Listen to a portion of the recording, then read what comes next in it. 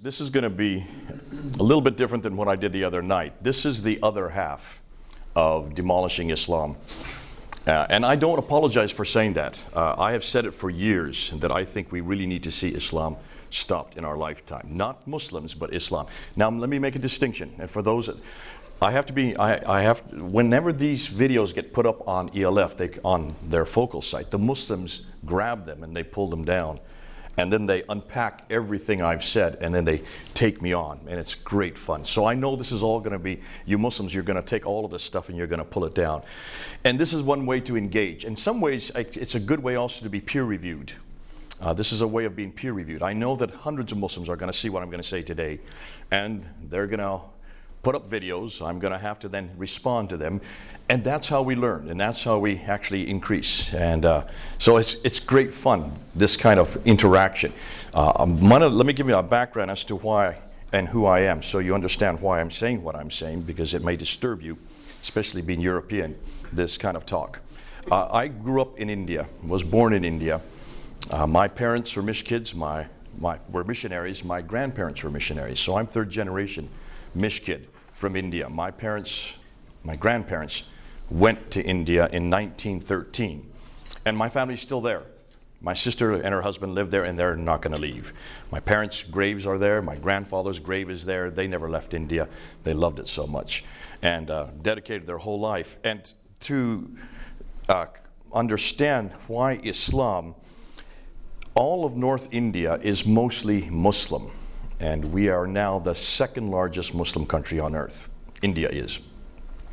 We have surpassed Pakistan as the second largest. According to the latest statistics, we will soon surpass Indonesia as the largest Muslim country on earth in about another 15 to 20 years with the demographic growth that we have in India. So having grown up in northern India and having had Muslim roommates, I've grown up with Muslims in my school. I did all my first 12 years in India, and then I left India. And when I left, I was so glad to leave India and so glad to leave all the Muslims, because they were very aggressive. Any discussion we had, it was always the Muslims against me. And so I've grown up my whole life debating. That's why I have no fear of Muslims. I love them. They're the most engaging people, but I didn't at that time in 1971.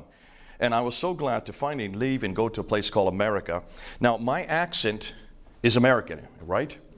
But this I didn't get in America. I got this in India at a missionary school called Woodstock up in the mountains.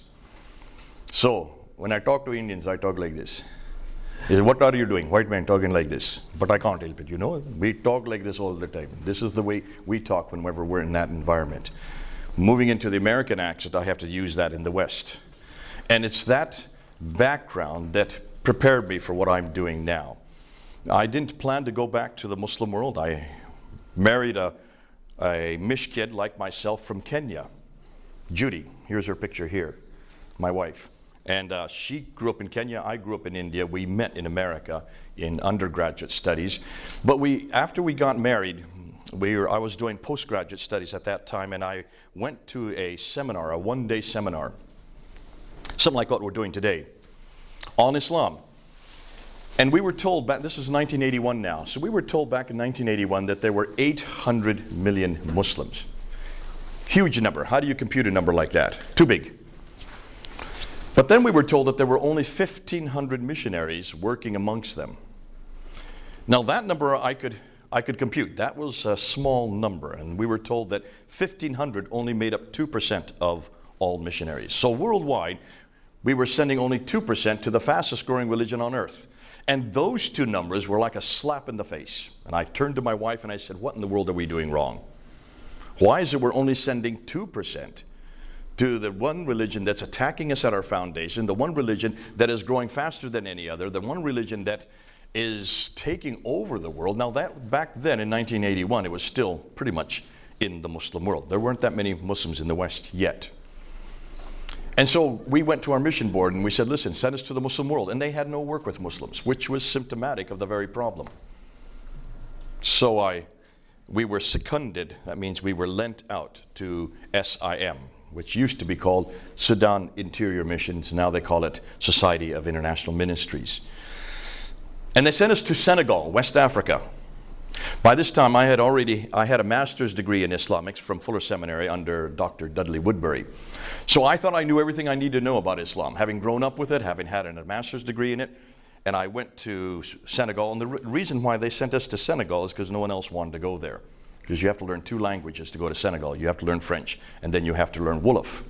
So we went to work amongst the Wolof people, and I immediately realized that my training did not prepare me for this kind of Islam, because this was very much of a Sufi Islam. It's the confreries, the brotherhoods, the Qadriniya, the Tijaniya, the Murids, especially the Murids, which was an indigenous group of Muslims. And every one of these brotherhoods had pirs or marabouts. Marabouts would be like sheikhs. They would be authorities, but they became mediators between God and man. They took on the role of mediation. Now that I had never really studied. That doesn't exist in Orthodox Islam at all. In fact, it's anathema in Orthodox Islam. And most of these confreries, these Tijaniyas, these Qadraniyas had come out of Iraq and had filtered down through West Africa. And remember, in West Africa, we've had Islam there since the 11th century. So it's a very old form of Islam. While we were there, and we had get dedicated to get 5 years there, and we started a church in Wolof there in our front room, and we were the first Wolof church in Senegal. It is now daughter 2 or 3 other churches. But after 5 years, we got a warning, or not a warning, but a call from our missions office saying there's a real problem in London. Now, I looked on the map, and London did not look like it was in the 1040 window, in that window that you think of the majority of Muslim populations, the 10th and 40th parallel. London was outside of that window, and I couldn't figure out why there were this large group of what they call radical Muslims. And they didn't know how to deal with them, and they didn't know, none of the missionaries had ever come across this kind of Islam. Well, I suddenly perked up and said, hold on a minute, radical Islam, those are my people. They're the ones I love. They're the ones I work with. That's what I'd grown up with. Do you understand what I mean by radical Islam? Well, what's the word radical mean? Give me a definition of radical. A radical number is what? Root. There you go. So let's use that definition. Radical Islam would be the root of Islam. To be a radical Islam means to go back to the root. So what would be the root of Islam? There you go. And the model for this book? Okay, so the Book of the Man. The Book of the Man would be the root of Islam. And this was created by a man named Ibn Taymiyyah in the 1300s. And he was the one that actually defined real Islam. He said to be a good Muslim, you must read the Quran and you must follow Muhammad. The Book of the Man, the Book of the Man. 1300. Remember in the 1500s, 200 years later, a man in Germany said much the same thing about Christianity. His name was Martin Luther. Nailed up those 95 theses on the Wittenberg door. Remember that? What did he say? To be a good Christian, we must sola scriptura. We must only come back to Scripture, which is modeled on Jesus Christ. And we call that our Reformation. And I've heard so many people say, when is Islam going to be reformed? And I said, folks, it got reformed before we got reformed. They beat us by 200 years. Ibn Taymiyyah is the foundation for Islam worldwide. All your radical Muslims go back and they quote him. The reason why is because there were 2 men in the 1700s, one named Ibn al-Wahhab. Abdullah al-Wahhab. Al-Wahhab was living in Medina, and he was studying in Medina, 1700. So you're talking about, 400 years later. With him was another man named Wahiullah, who had come from Bihar in India, Eastern India, where my grandparents worked. Now, they weren't living in 1700, obviously, but back in 1700, these 2 men were studying Ibn Taymiyyah's material, so they were inculcating this whole paradigm of going back to a book modeled by a man. To be a good Muslim, that's the definition. Al-Wahhab he remained there in Arabia. He then amalgamated himself with a family called the Ibn Saud family. The Ibn Saud family then eradicated all their enemies and took over the entire peninsula. But they were nothing more than a political control. They needed a religious authenticity, and that's why they brought in Al-Wahhab, because he gave them the legitimacy of theology. And that's where Wahhabism started. So Wahhabism is based on Ibn Wahhab. That's where the name comes from. 1700, look at your dates. That's 400 years ago. Meanwhile, Wahihullah went back to India. And he, back in India, he's the one that started the madrasas all over East India. When the British came to India, his disciples were so strong that the British had to contend with them. And what the British did is they just moved them right across over North India over into the mountains. And so they fled up into the mountains, the Hindu Kush and the Himalayas, where they still are today. And that's why places like Waziristan, where the Pashtuns are, all this northwest frontier, that was all became strongly radicalized Muslim, all based on Wahihullah's teaching that was based on Ibn Taymiyyah's teaching. So this has been around for a good 700 years. This is not new. Now, let's jump to the 20th century. In the 20th century, then you had, there in India, you have two names that you need to know of. One is Maududi, who lived in northern India. In fact, he lived very close to where I grew up before me.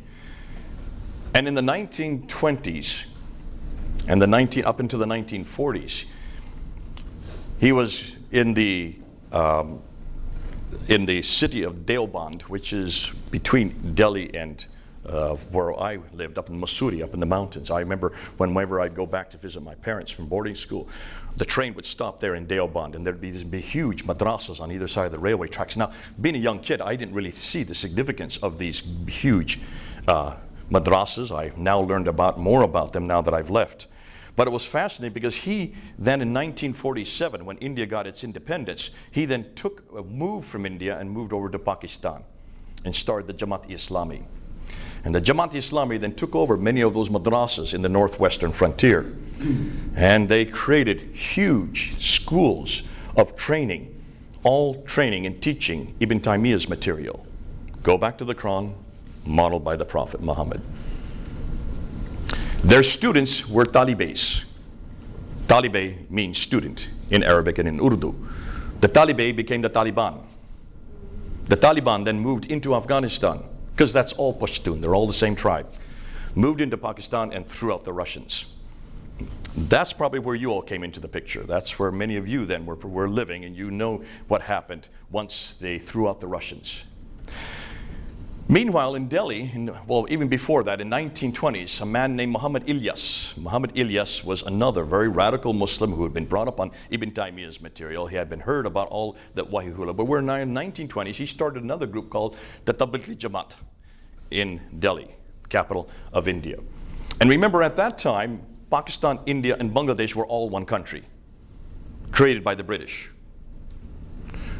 So that was a huge block of Muslims right there in one country. In 1947, then it became three countries: West Pakistan, India, and East Pakistan, or the other way around for you: West Pakistan, India, and East Pakistan. So here you have the Tablighi Jamaat growing in India. You have the Jamaat-e-Islami growing there in Pakistan. That's what's happening in the Indian subcontinent. Now, this group, the Tablighi Jamaat, has grown and grown and grown since 1920s, 1924, so almost 100 years. It now is in 120 countries, and it has a membership of 80 million. Let me repeat that number, 80 million. That's a big number, isn't it? That's the population of Britain right there. Those are the Muslims I have been having to contend with in Britain. Most of the radical Muslims I'm engaging with are the Tablighi Jamaat. It was the Tablighi Jamaat that came and blew themselves up and killed 52 people in July 7th, 2005 in London. Do you all remember that? That is the Tablighi Jamaat. Most of the attacks that we've been getting in London and Manchester, we're just celebrating yesterday or today the bombing of Manchester. That was yesterday, I think. That was at the Tablighi Jamaat. So almost all the attacks that we're getting in Britain are infused by the teachings of the Tablighi Jamaat. These are the groups that none of you have heard about, and you never will hear about because you're not engaged in that level. Most of you have only think about Islam as being Arab. You're not thinking about the Indian subcontinent. The Indian subcontinent is by far much greater, much bigger than anything in the Arab world. And it's the Indian subcontinent where we're getting all of our attacks against Christianity. There is not one well-known Muslim Arab who is attacking Christianity. Name me one. Let me give you the names of all those who are attacking Christianity. Ahmed Deedat. Is he Arab? No. He lived in Durban in South Africa, but he's from India. Zakir Naik. Go up on YouTube, put his name there. Thousands of videos by him. He's from Bombay. Probably the most prolific today. Shabir Ali. No. Lives in Toronto, but he is from India. Adnan Rashid from Pakistan. Mansur Ahmad from Bangladesh. Most all of the best known debaters today, polemicists who are attacking Christianity, are from the Indian subcontinent. And there's a reason why they're from the Indian subcontinent. Two reasons really. One is because they were colonized by Britain, and being colonized by Britain, they have grown up with the English educational system. From middle school on up, everything is in English in India, Pakistan, and Bangladesh. Unlike the rest of the Muslim world, where everything is either in Arabic or whatever the local language is, Indonesian or all the rest. But secondly, because Britain is a Christian power, they have already engendered and ingrained themselves on how to attack Christianity. And they saw quickly, much quicker than the Arab world, that Christianity was Islam's greatest threat. And it stands to reason we're their greatest threat.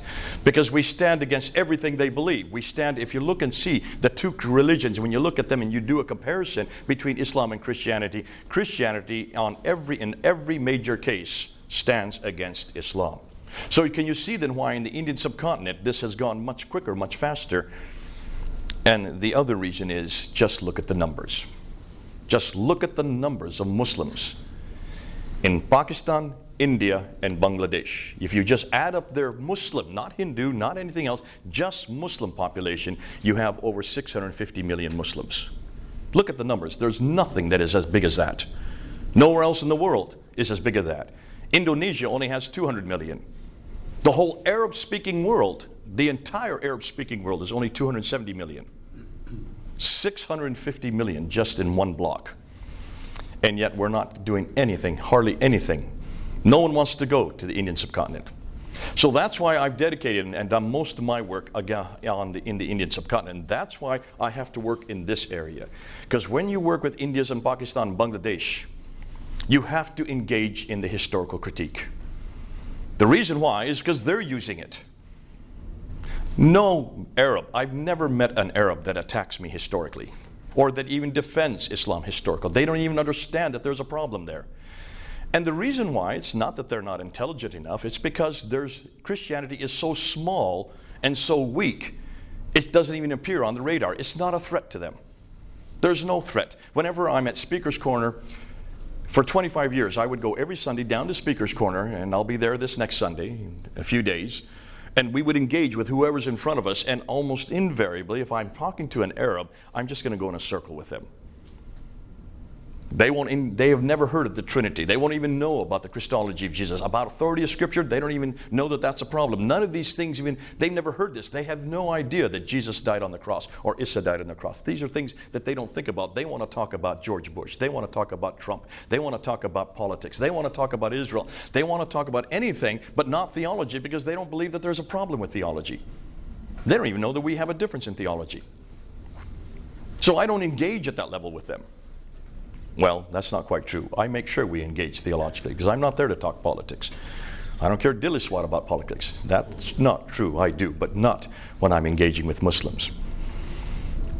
If I have a Turk standing in front of me, I have to tell them what they believe before I can even take them on, because they have no idea what they're to believe. If I have a North African, either somebody from Algeria, and we get quite a few from Morocco that come through, I have to quickly switch to French, and then we go at it. But they all want to talk about the French colonial system. They all want to talk about how terrible the colonial system is. They don't want to talk theology, because they don't think theology is important. But when I get somebody from Indian subcontinent, anybody from Pakistan, India, or Bangladesh, I have to take a deep breath, because I know I'm in for a real battle. And they will have Bibles in their hands. They never have a Quran. They never bring a Quran. They only have Bibles. And they have little post-it notes all the way through with seeming errors or historical anachronisms or scientific problems. God bless them. Aren't they great?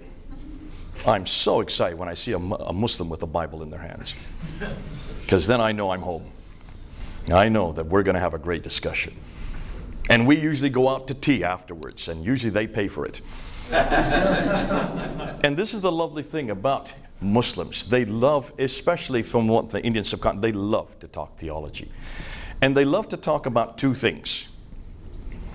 What are the two things they like to talk about? What would you guess? The book and the man. They always want to take on this book. And they want to take on the man behind this book, Jesus Christ. To me, those are the two things I want to talk about. And I don't even have to dangle a carrot in front of their eyes. All I have to tell them is two things. And I always, whenever we get into, especially if I haven't seen them before, they're the first time I've ever seen them, I always say, I believe Jesus is God. I believe the Bible is the Word of God. Do you have an opinion? And you might get 6 hours of opinion just on those two subjects, especially here in the West, especially here in Europe. Because they already have been trained up on how to confront those two areas. And that's why I encourage you, get to know some Muslims wherever you are. Find out where they are and just talk about Jesus and the Bible. Then you're going to have to talk about the Quran and Muhammad. At some point, that's going to come into your conversation because they will make claim after claim after claim. And this is now where we're going to get in today's talk. So that's the introduction, which took me, 15 minutes, sorry about that, to get into. How many have seen this lecture before? I've done this lecture once before, back in 2016. None of you? 1, 2. Well, you've seen everything I've done, so you don't count. In fact, I might have you come up here and do some of this. This is my other expert over here, so he's the other one, the other Islamicist in the room. What we're going to do then, I wasn't going to go through all introductory, but since none of you have seen this or don't where I'm going to go, we're going to do the whole introduction and go and walk you through it so that you know where we're going. Now, we are going to go till 10:30. Then we're going to have a half an hour break for coffee and try to peel yourself off the floor. And then we're going to come back at 11 o'clock and go till 12:15. Am I correct? 12:15. Under orders of my friend from Scottsdale. Because she wants to then give you, I guess, a handout after that. And we do need to get out of here and get our luggage so we don't get stranded here from getting our planes. So let's go ahead, and at any time, if you have any questions, just raise your hand because we have lots of time to get through this. We're in no hurry, and I really do want to engage. And I want you to come back at me. Try as best you can, especially, you put on your Muslim cap today, all right? Try to be a Muslim and try to listen to this from a Muslim perspective and try to hammer me any way you can, because the more I can get hammered now, the better it's going to be for that film. But also, it's better for the Muslims to see that we are able to engage like this as Christians. Let me define terms. I am a polemicist. My PhD is in polemics. In fact, I think I'm the first in the world to get a PhD in Islamic polemics for one very good reason. Most people don't even know what the word means. Secondly, there's no school in the world that teaches it. This doesn't exist. Am I correct? There's just no school that would dare teach this because they would be targeted by Muslims. Polemics, do you all know is there someone who doesn't know what that word means? You all know what it means? Yeah? Great, so we can go right ahead. So I go on the offense. That's what I am. I'm very offensive. And I don't apologize for being offensive because this is exactly what I'm called to do. Don't you do this in the Arab-speaking world, in Pakistan. You can do this in India, but not in Bangladesh. All right? You can do it in Indonesia. I have used this in Indonesia. I got stopped at the airport when they saw who I was, and they wanted to look at my computer, but I better be careful what I say. So this is all going on film. I won't tell you what I did. But we got in and we were able to so I can teach it in these countries. Be careful about using it in Muslim countries. That's all I would say. And it's sad that I have to say that. Isn't it interesting? We don't do this with the Christian world. No, there's no Christian or any organization that would censor anybody criticizing the Bible or criticizing the emergence of Christianity or criticizing Jesus Christ. This just doesn't exist. It did historically. We did have a historical period where that did happen, but not today. And certainly not in the New Testament period. And that's why it's fascinating that we're now coming full circle. We're doing what Paul did. And what I'm doing today is what Paul did when he was in Ephesus or Berea, Cappadocia, Laodicea, whenever he went into the synagogue and confronted the Jews with what they had done to the Messiah. That's what I do. I follow. He's my example and he's my paradigm. So what we're going to do today, be aware of the fact that this is more for Europe. This is for your locale. This kind of material you can use all over Europe. And really all over the world just not in the 1040 window. And I'm even saying that, be careful, because there are many places you can use it in the 1040 window. I'll let each one of you decide in your own, wherever you're going to move, or whatever country you're in, how it is effective or not. So let's start with this claim that Muslims make. So what do they claim? Well, they make the claim, and for the last 1,400 years they've made this claim. Now, I am going to tell you, put your pencils down. You're not going to keep up with me. However, all of you can have this PowerPoint. At the end of the session, just give me your USB drive and I'll slip it over to you and you can put it on your computers. So this is available to all of you. Not to those on the camera. I get this all the time. People all over the world, you said we could have this PowerPoint, because I said it on camera. For people only in this room, you can have this PowerPoint, all right? Because I do not want to spend my whole life sending PowerPoints all over the world. And remember, even what I say today, in another 6 months, it'll have changed. Because we're getting in so much new material all the time. That's the exciting thing about this material. It is new, and it is exciting, and it's all going one direction, which is really helping us out. So let's go ahead and start with this claim. Whether Muslims are radicals, whether they are nominal, whether they are liberal, they would all make, well, maybe not the liberals. Let's hold off on the liberals. They may not make this claim, but anybody else would say that Muhammad is the last and the greatest of all prophets. They would say that the Quran was his revelation sent down only to him, and that it is the final and greatest revelation. So it supersedes anything that comes after it, or even before it.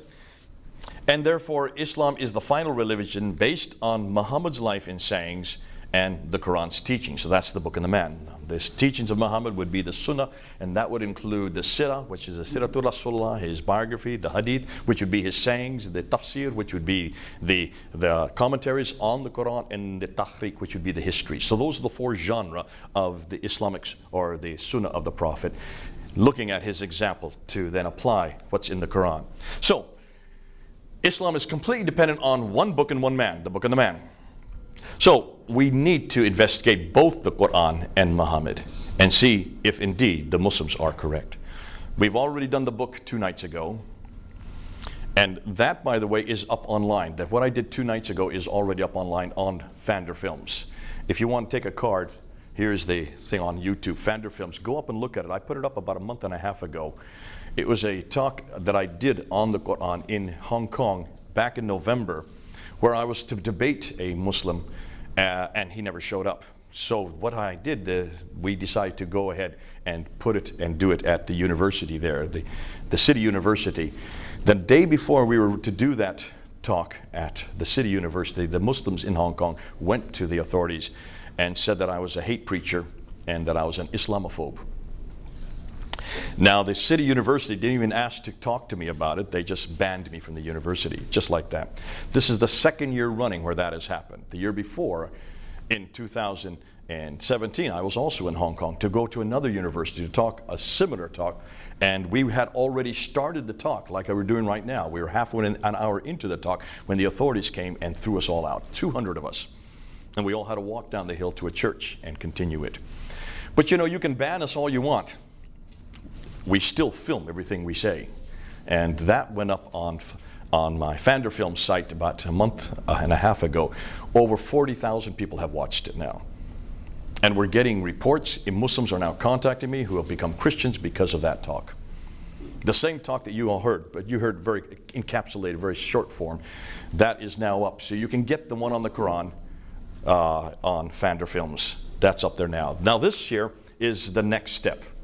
This is going now to Muhammad himself. This is going to the emergence of Islam and to these claims. One book modeled by one man. So what about the man? Well, let's see what Muslims have said. And this is what I called, this is the classical account. This is the only account you're going to hear on university campuses. This is the one you've grown up with. This is the one that every Muslim knows. And it starts from the premise that Muhammad was born in 570 in Mecca. That he received, or he came upon an angel in the Hira cave. Now he would go up there and meditate according to the classical account. I'm going to keep saying the classical account, okay? You'll see why. According to the classical account, based on Ibn Hisham and Ibn Ishaq. So anytime I say Ibn Hisham and Ibn Ishaq, hold on to that, you'll see why. In 610 then, when he was approached by this angel, well, he didn't know who it was, and the angel says, "Aqra," which means read or recite. And his response was, "Ma aqra," I cannot recite. The angel squeezed him. This happened 3 times, and finally the angel let him go. He fled back to Mecca, went to his wife, Khadija, his only wife at that time, told her what had happened. And so she did a quick test by having him sit on either leg, asking him the question, and then disrobing, knowing that if it was an angel, the angel would not be in her presence while she was naked. And so when he still said, "Yes, this was what happened to me," she realized he was telling the truth, went to her cousin, Waraka ibn Nawfal, to have him listen to this story.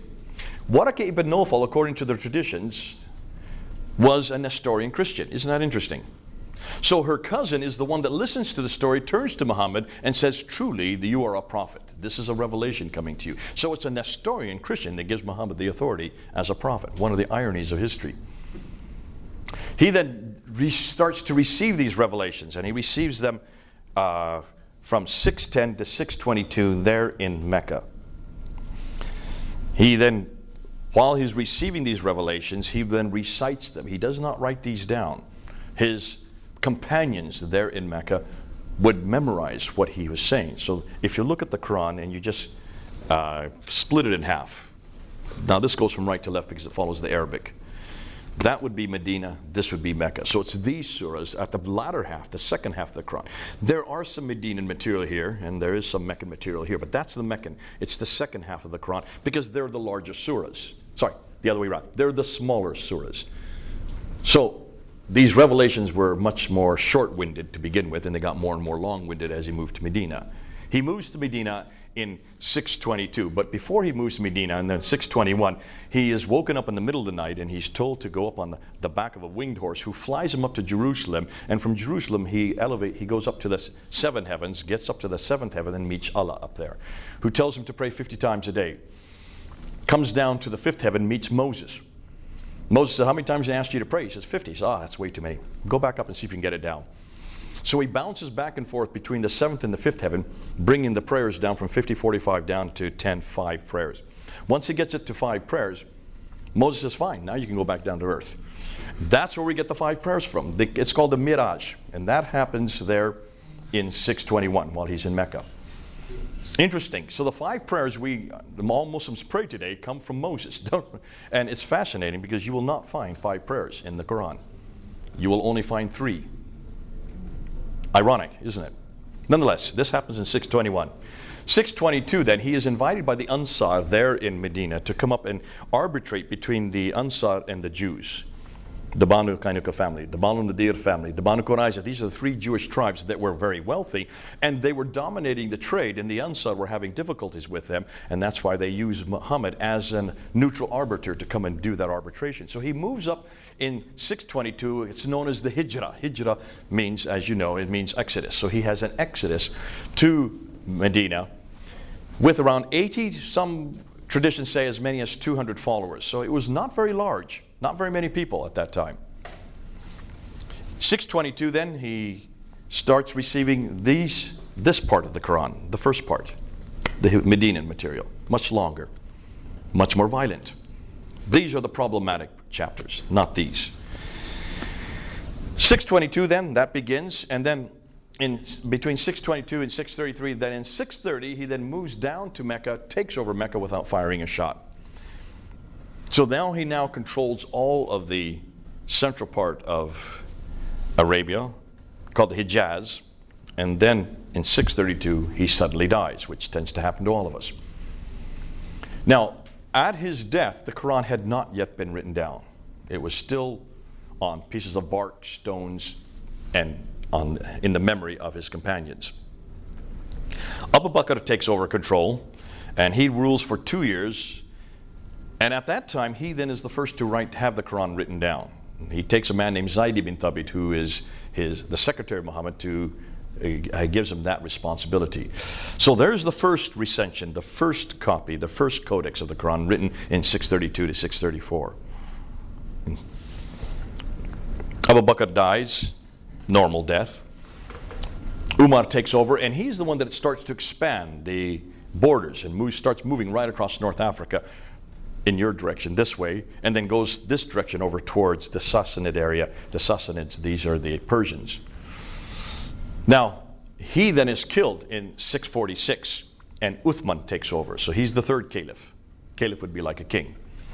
So from 646 to 656, Uthman is in power, and then he takes that copy that was made by Zayd ibn Thabit, and that had been hidden under the bed of Hafsa, one of the wives of Muhammad.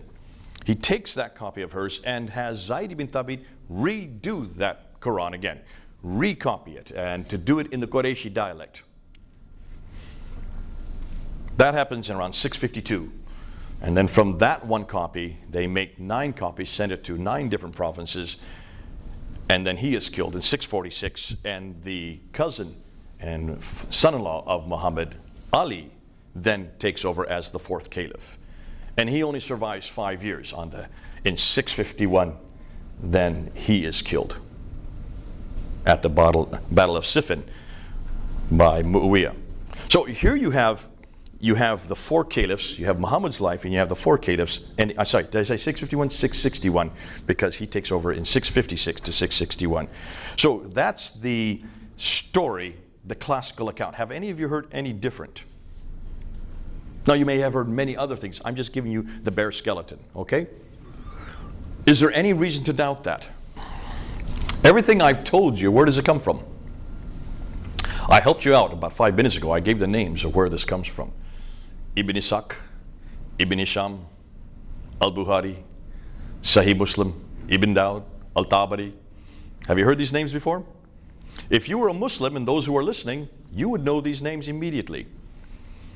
And you would know that this is the only source for everything I've just told you. There's no other source. What are these names? Ibn Ishaq, Ibn Hisham, Sahih Bukhari, Sahih Muslim, Ibn Dawud, Al-Tabari. From 9th century. Good man. You do remember. Hi. Give him a commendation. Take a look and see where this material. So everything we've talked about is right here in this period, right? There's the 570 to 632, and then on up to 650, around this area. So all this that we're talking about is where that red line is. Now, hopefully you would assume that everything that we're talking about was written by people who lived then, right? Should be, right? But they don't. The first time we hear anything about Muhammad's life is from Ibn Ishaq, right here. Look when he died, 765. But we don't have any of Ibn Ishaq's material. Everything we know about Muhammad, how Islam began, was actually written down by this guy right here, Ibn Hisham. Look when he died, 833. Muhammad died in 632. How many years? 200 years. So the first time we hear anything written down about Muhammad's life, anything we've written about how Islam began, about Medina, about Mecca, about this story about him going up to the 7 heavens, all these great stories is first written down 200 years after the fact. Ibn Hisham didn't even live in that part of the world. He lived far to the west and hundreds of years later and hundreds of miles away. He gets it from Ibn Ishaq, but as he says himself, much of what Ibn Ishaq said he did not trust, so he threw it out and only retained that which he trusts. So we have no idea whether or not even the material from Ibn Ishaq is in his writings. So therefore, everything we know about Muhammad begins to be written down in 833. What about the sayings of Muhammad, which are even more prolific? We're told by the Islamic scholars that a man named Al-Bukhari was given 600,000 of these sayings of Muhammad. They're called akhbars. And he took those 600,000 and then he whittled them down, threw out 98% of them, and only retained 7,397. So basically 7,400 of the 600,000. He only retained 2% of it and threw all the rest away. He dies in 870, so that's 240 years later that you get the first sayings of Muhammad written down in a codified form.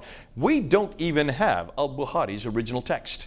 The earliest text we have for Al-Bukhari is not till the 11th century. When you get all 9 volumes, the 9 volumes of Al-Bukhari do not appear until the 17th century. Ooh,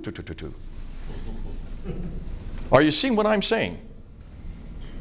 Now, the others that write down the hadith, men like Sahih Muslim, Ibn Dawud, they all write after 870. So you're talking about 240 and later that you finally get these references to what Muhammad said. But these people don't even come from Arabia. Bukhari comes from Bukhara, which is up north of Iran today. Hundreds of miles away, hundreds of years later, they had never met Muhammad, yet they suddenly know what Muhammad said. So everything that we're dependent on, for our Muslims are dependent on for the classical account, comes from not 765, but from 833 and later. Now let's look at Christianity. Let's look at the biography of Jesus and look at the sayings of Jesus. The biography of Jesus would be Matthew, Mark, Luke, and John, the black letter part of Matthew, Mark, Luke, and John. The sayings of Jesus, the hadith of Jesus, would be Matthew, Mark, Luke, and John, the red letter part. Wherever it's red letters. Some of you have red letters wherever Jesus speaks. That's the hadith of Jesus. The tafsir, I didn't talk about the tafsir. The tafsir of the commentaries don't begin to appear until 923. That's the 10th century. That's 300 years later. He is the first to write down any tafsir, and he's also the first, Al-Tabari is the first to write down any tahriq, which would be the histories of all mankind, 10th century. So everything we know about Jesus, what he said and did, was written, well, the first 3 Gospels were written within 40 years of Christ's death, by 60 AD, 70 AD, and then you have John, that would have been written about 90 AD. So within 60 years of Christ's death, you have the hadith of Jesus and the sirah of Jesus. Am I correct? 60 years. Written by those who actually knew him. John and Matthew were right there. They were with Jesus for the last 3 years. They saw what he did. They heard what he said. So they were eyewitnesses. The other 2, Mark and Luke, got it from the eyewitnesses who were with Jesus. So here you have the tafsir and then the tafsir. The tafsir of Jesus would be the commentaries that explain what he did, would be Paul's letters. The gospel of Jesus applied in Philippi. The gospel of Jesus applied in Corinth, in Ephesus. These are the letters. So that's the commentary that would be equivalent to the tafsir of Muhammad. These would be the tafsir of Jesus. They were written within 15 to at least 65, because 62 when Paul was then finally killed in Rome. So all of them would have been written within 30 years of Christ's death. Am I correct on that? Though he was not an eyewitness to Jesus himself, he was the one that took and then applied it to each one of those cities. And the Tahriq would be the book of Acts. There's the equivalent, the book of Acts, which is this history of the early church. That would have been written by Luke. It had been written between 52 AD and 62 AD, within that 10-year period. So you understand that within 30 years you get the Tahriq. So all 4 genres are written within 50 to 60 years of Christ's death. All 4 genres for Muhammad would be written 200 to 300 years for Muhammad's death. Which is more authoritative? And yet no one's asked this question. I remember hearing this in 1994 when I was studying there at School of Oriental and African Studies under Dr. Gerald Hawting, and I heard these late dates, and I said, wait a minute. I raised my hands, and I said, this is hugely problematic. He says, yes, but we're not going to talk about that. Because there were 25 Muslims in the class. And he was the first one to introduce me what I'm going to be doing next. But it was fascinating that he did not want to come to any conclusions because he was fearful of what the Muslims would say. In London, the premier school in London on the history of Islam. So, 21st century scholars are deeply troubled by these late dates. And so they're saying this: Islam as we know it did not exist in the 7th century, but evolved over a period of 200 to 300 years. The Quran probably was not revealed to one man in 22 years, but likely evolved over a period of 50 to 100 years. Their conclusion is that the history of early Islam, at least from the time of the Caliph Abdul Malik and before, is a later fabrication. Now, that's a huge bit to say. How am I going to prove it? I'm not going to prove it. I'm going to let them prove it. We're going to use their material. So, let's look at their concerns. This is their primary concerns. Why is it took so long to write this down? Why did it take 200 years to write down what Muhammad said and did? 240 years in some case. Were the people not literate? Remember, they controlled by 685. This is by the time Abdul Malik comes to power and creates, and we're going to see, remember that name. We're going to talk a lot about that name this morning, Abdul Malik. He is the great caliph from 685 to 705, who then introduces the whole Arab identity. But nonetheless, up until his time, they controlled Basra, Baghdad, Damascus, Jerusalem, Cairo. by 642, and then from Spain to India by 685. Spain to India, that whole swath of land, from Spain to India, was under the control, and still is under the control, except for Spain and Jerusalem, Israel. All the rest of that land is still under their control 1,400 years later. So there's no reason not to have written this down. Plus, people could read and write, could they not, in those countries? Certainly they could. We know there was a library in Alexandria in the 5th century that was burned to the ground. So people could read and write. Muslims tell us that they could read and write. They are the ones that tell us that this was written down in 632 by Zayd ibn Thabit. If you're writing down, that means you're putting together a book, right? It's their claim. So you cannot excuse it by saying no one could read and write that early. It doesn't work anymore. More than that, where did the 9th century biographers get their material from? Well, if you look at every one of the akhbars, there's a matan that precedes it. And that would be the names, the isnad. The isnad would be the names of those from what this material got it from. So I got it from so-and-so, who got it from so-and-so, who got it from so-and-so, who got it from a companion of the Prophet. And in every case of all of these akhbars, they have these isnads that are derived there. Now, what does that tell you? What is this all based on? Oral tradition. Everything we know about Muhammad, everything we know about Islam, everything we know about the emergence of Islam, everything we know about how the Quran was put together, all comes from oral tradition. I have a problem with oral tradition because I know what will happen. If I told you something in your ear and you tell her and he comes on down here, by the time it gets to him, what I tell you and what I tell him are two different things. You probably played that in birthday parties. We call it Chinese whispers. Sorry if there's any Chinese here. Or telephone. It's a great thing to play, but within a 15-minute period, if you can get a whole different story, can you imagine what happens over 200 years?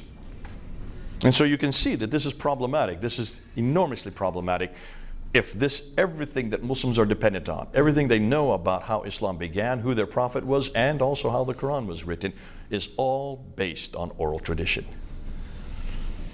Can it be trusted? Absolutely not. And that's why where the historians are very concerned.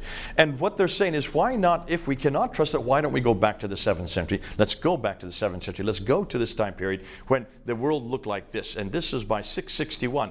So we're talking about 661. They already controlled this part of the world. They moved into that part. And so from Andalusia, which is Spain, the name for Spain today, it's called Andalusia then, all the way over to the Mughal Empire, which is now India today, that whole swath of land was under their control. Very literate and very certainly would have had no excuse whatsoever to have written this down. Now, what I'm going to do is I'm going to look at these scholars here. These are the scholars I get my material from. Dr. John Wansborough, who is head of department at School of Oriental and African Studies, he came out with 2 books called Quranic Studies and Sectarian Milieu in the 1970s that blew open this whole criticism. And so I'm going to be using him. Dr. Gerald Hotting was my teacher in 1994 when I studied there at School of Oriental SOAS. And he looks at the 1st century of Islam and is probably the best one that I've come across that unpacks that material for us. Dr. Patricia Corona I knew her. When I started my doctorate, she was one of my first supervisors. She was at Cambridge at that time. She reads and writes 15 languages. All archaic languages. So you can see the scholarship that we're talking about. I don't think anybody's been able to equal her. She just passed away about a year and a half ago. She got death threats for writing a book on Meccan trade. I'll be using her material on Mecca that we're going to come to. And she had to move from Oxford University to Cambridge University. That's when I knew her. My first debate in 1995, I went to her office and she was the one that actually walked me through all this newest material. And it was her material that I used in that debate. I gave 10 historical questions to Dr. Jamal Badawi in 1995, August of 1995. That was my first debate on this material. We're in 2019. This is 24 years later. And yet, Jamal Badawi, none of them have been able to answer those 10 questions. All of them came from Dr. Patricia Corona. Now, we put that up on the internet. It's still up there. And you'll see why, because some of those I'm going to introduce in this talk So this is nothing new for me. This has been around for 24 years, 25 years, moving on to 25 years. Dr. Andrew Rippin out of Calgary, he is probably the one that has brought these difficult ideas and put it down to layman's terminology. Now, he just passed away as well. Dr. Robert Hoyland out of Oxford, he's no longer there. I think he's up in Edinburgh. I'm not sure where he's at right now, but when he wrote his book on Seeing Islam as Others Saw It, he reads and writes 18 languages. So these scholars are really linguists. They go back to the original language and they read them in the original language, and they usually don't translate them for the rest of us because they don't want Muslims to read this, which is tragic because they're up in the scholastic world, they're in the academia world, and they do not want this to get down to the streets. When I was studying with Dr. Gerald Hunting, I would take what he was saying in class, and after 2 weeks, every Muslim in that class left the class. I say not every, 2 remained. This is in 1994 when we were hearing this material. And it's the first time I'd ever heard this material. I had a master's in Islam, and I'd never come across this material because they were not teaching this in America yet. This was only being taught in Britain and Germany. Those are the only 2 places they were teaching this new material. And I remember as the Muslims left, they slammed the door, yelling Allahu Akbar as they slammed. The reason why is they could not come up with any rebuttals. They had no idea how to handle this kind of material. And that's why Gerald Hunting was going very soft. He didn't want to come to any conclusion. He just put it out there. Well, I was going to Speaker's Corner at that time, and I just started to try it out at Speaker's Corner. And I got filmed there. They didn't have these smartphones back then, but they did have cameras. And it was put into a video cassette, and they were selling it in the bookstores there in London. And one of the students saw this VHS. Remember the old VHSs? Brought it to Dr. Hunting and showed him. And one of your students is getting up and actually introducing what you're teaching down at Speaker's Corner. He called me to his office, and he gave me a lecture. He says, "Don't you ever do this." I said, "Sir, if you're putting it out there, I've got to use it. If you're refusing to use it, I've got to do it. Don't stop me. Muslims need to hear this.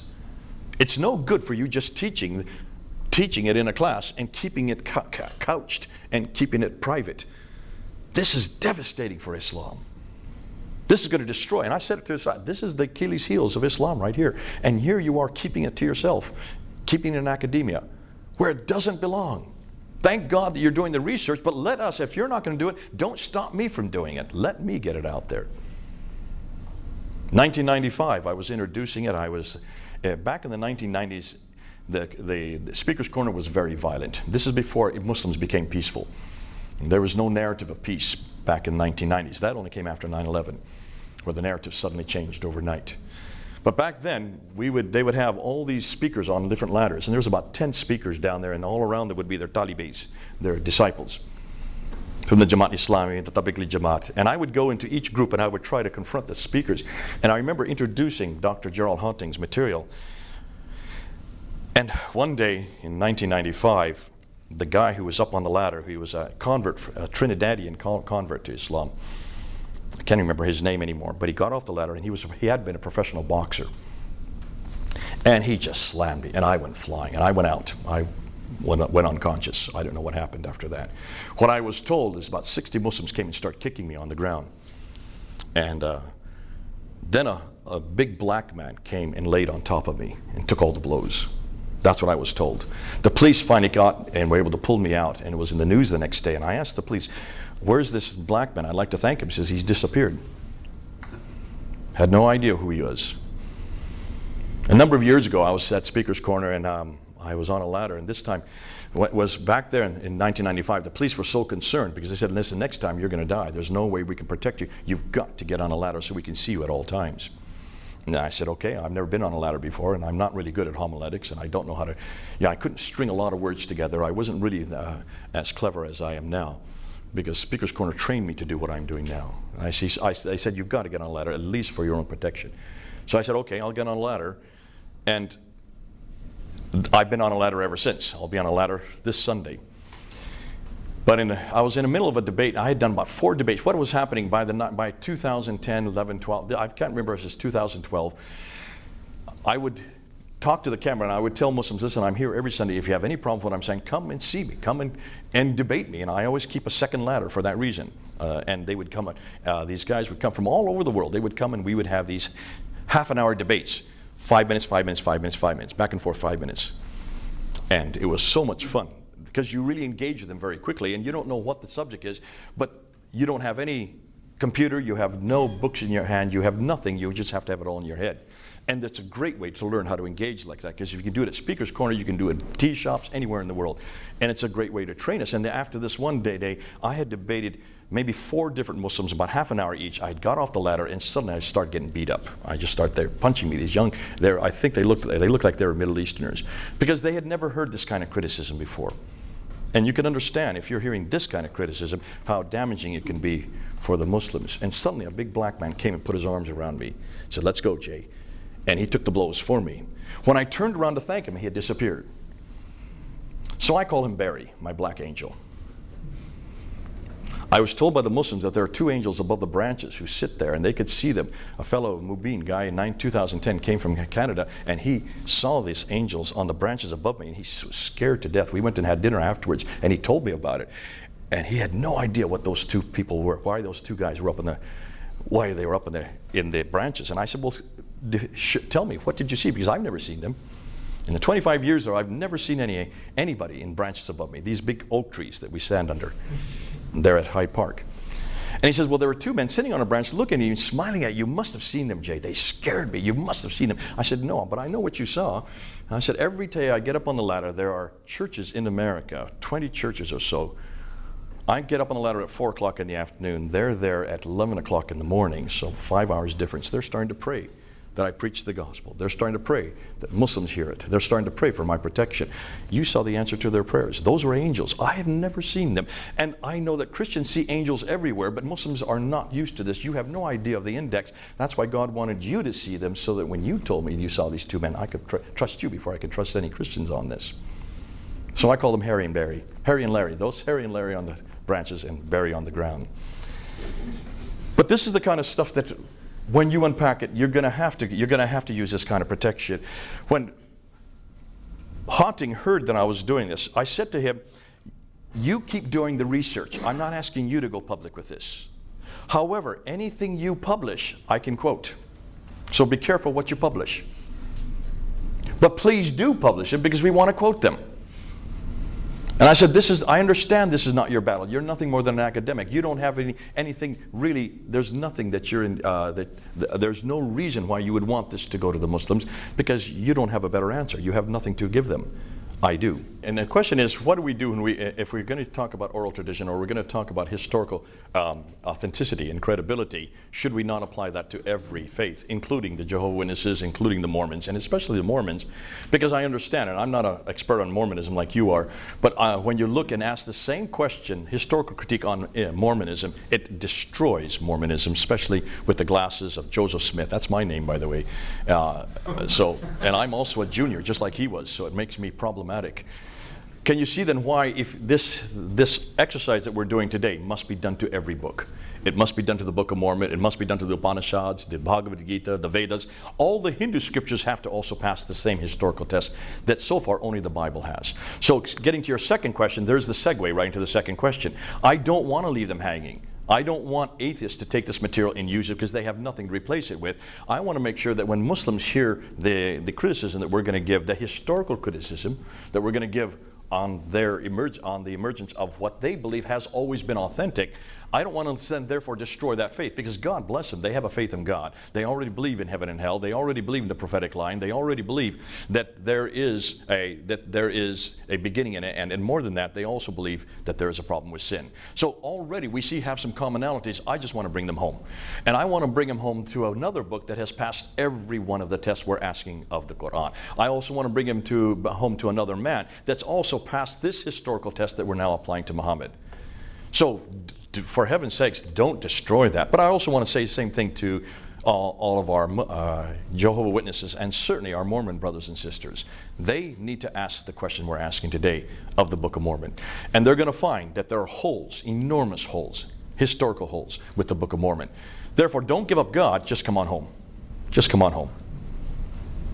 And I say that to my Muslim friends, come on home. Because their faith in God is beautiful. And the fact that they have such a strong faith in God, I'm jealous of that faith. But they've got the wrong God. They've got the wrong history. They've got the wrong prophet. They've got the wrong book. So let's move on. Let's go ahead and look at these characters Well, they're not characters. They're quite well-known individuals. Hoyland, as I said, from Oxford. Yehuda Nevo out of cross. Was at the University of Jerusalem. He is the one that actually went and looked at the earliest inscriptions and noticed all these inscriptions had no shahada on them, no reference to people called Muslims, no reference to a religion called Islam. Yet these are inscriptions from the mid-7th century, moving right up to the late part of the 7th century. Muhammad died in 632, in the beginning of the 7th century. So he's done an amazing work looking at the earliest Arab inscriptions, and that's why I purposely say Arab, not Muslim. And then you have the German school, Luling, Quinn, von Bothmer, Oleg. These are the ones who are by far the best in the world on the earliest Islamic or Quranic manuscripts. And we're not going to talk more about them today, but the others we will. But there have been 3 books that have come out. One of them is right here, In the Shadow of the Sword by Tom Holland in 2012. So it's been out 7 years. If you don't have it, get it. Because he took this very academic material and brought it down to layman's terminology so that you can use it. You can get it on Amazon. It's large, thick book. So be careful. Read the first 100 pages, then jump to the last 100 pages, and then you get everything that's essential. Anything in between is good, but it's not dealing with the historical critique. And then he did a documentary that tried to encapsulate what he was saying in his book in 2012 in August 28 called Islam, the Untold Story. That was shown on Channel 4 television. And it's only 90 minutes long. And if any of you want it, I have it right here on my computer. I can give it to you before you leave today. What's fascinating, that he was very careful not to come to any conclusions. He just put the material out there. And then you would have a scholar, a Muslim scholar, I think from Georgetown University, who stood next to him and asked him for his response, much like the question you just asked. And he's a scholar. And his response was, who cares? Basically, that's what he said. I don't really care because I realize that we have 1.6 billion. And on camera, he would have to say that. And that's what they'll say at Speaker's Corner this Sunday. Who cares? What's happening is the people who are watching the film care. They have to save face, and this is called what we call the private versus the public face. I don't really want them to say anything. I want them to go home and then deal with it. I want them in private to ask, now what are you going to do? When everything you know has been destroyed from underneath you, your foundations have been thrown out. So they tried to show this film a second time in November. The Muslims wrote in, they refused to let it be shown, and so it's never been shown a second time. The censorship is so strong in Britain now for anything that's against Islam. Then you have Dan Gibson. Now Dan Gibson is an archaeologist. He has, rather than read books, although he has read books his whole life, he grew up in a family that were archaeologists. His grandfather was an archaeologist. His father was an archaeologist. They all lived in the Middle East, so he grew up in the Middle East. He speaks fluent Arabic, and he went in 1979 and did research on the geographical areas that are in the Quran, and also on the Qiblas, especially the Qiblas. That means the direction of prayer. And I'm going to use an awful lot of his material because he has probably been the most prolific in this area. So from 1979 to 2004, for 25 years, he lived in Morocco, he lived in Jordan, he lived in Yemen, and he just spent his time amongst the Bedouin. And he is the first one to actually go to every one of these locations. Physically go to every one of them and then get his coordinates in situ. He didn't stay in London or in a large city away from that place. He actually went to each one of these locations to find out how to answer these questions. So what are they finding? I'm going to give you the conclusions before I even support those conclusions. What they have found is that the first Arab inscription referencing Muhammad is in 691. Hold on a minute, he died in 632. Do you see how problematic that is? The first Arab, I'm not using the word Muslim, I'm saying Arab inscription. We don't see any reference to Muhammad in any Arab text prior to 691. That's 60 years too late. The first reference to Muslims is in the 690s. Around the same time that Muhammad is introduced, so is the word Muslim introduced. Yet Muslims were supposed to have been around since 624. Muhammad was the Muslim that actually introduced it. So what did these Arabs call themselves? Well, they call themselves Saracens. That's the name for an Arab. They call themselves Hagarines because they came in the line of Hagar. They call themselves Ishmaelites, the son of Hagar, so they were Ishmaelites. They call themselves Maghreb because they're from the Maghreb, and they call themselves Muhajirun. These are the names they give themselves. When you look at their documentation, they refer to themselves in these 5 names. Muhajirun are people of the Hijrah, people of the Exodus. Could also be referred to being nomadic. The first reference to the word Islam is not till 691. That's first recorded on the Dome of the Rock there in Jerusalem, built in 691 by Abd al-Malik. That's why Abd al-Malik is so important. And then the first reference to Mecca, watch this. The first reference to Mecca is not till 741. That's the huge one. That's the one that is disturbing everybody. You'll see why as we get to it. The first biography of Muhammad, as I've already said, does not even appear until 833. So let's go right into it. Let's look at geography. Now, Dan Gibson, when he looked through this book here, and of course he scoured it, he noticed that there are about 65 references to geographical locations. Only 9 places are named. What was overwhelming were the number of references to these people that had contact with this prophet. But it doesn't name the prophet. In the Quran, you will only find Muhammad's name 4 times. Did you know that? I'll give you the references right here. These are the only places you'll find his name. Chapter 3, verse 144. Chapter 33, verse 40. Chapter 47, verse 2, and chapter 48, verse 29. That's it. All the way through the Quran, it refers to this prophet. It refers to the place of the prophet, but it doesn't give a name. There's only one place where Mecca is referenced, and that's in chapter 48, verse 24. That's it. So this man, this prophet, who lives in the place of the prophet, or the settlement of the prophet, but is given no name, suggests that there's a problem here with that name. Ooh, I love this. Can you then understand that we're starting to see that it looks like that this name was then added at a later date.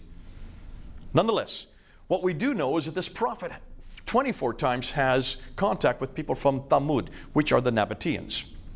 23 times has contact with people from Ud, or Ad, which we now know is the biblical Uz. And 7 times has contact with people from Midian, who are the Midianites. The difficulty is, look and see where the people from Ad, Thamud, and Midian are. They live way up here, 600 miles further north. He's down here in Mecca. How did he have contact with these people over and over again, day after day, unless he had a helicopter to travel 1,200 miles? Do you see the difficulty? That immediately shows you that there's a difficulty with the Quran itself. So let's then do a comparison. In the Quran, there are 65 geographical references. 9 places are named. 600 miles too far north, every one of the places is in the wrong place. Just look at the Gospel of Luke as a comparison, which is much, much older. It's 600 years older, 700 years older than the Quran. 110 geographical references, 31 places named, every one of them in the right place. No one disputes the Gospel of Luke or the book of Acts. That's the beauty of the Bible. So like with like, you can see enormous disparity just between something as simple as geographical locations in 2 different books. So let's now go to the second problem, Mecca. And this is the biggie. What are you going to do with Mecca?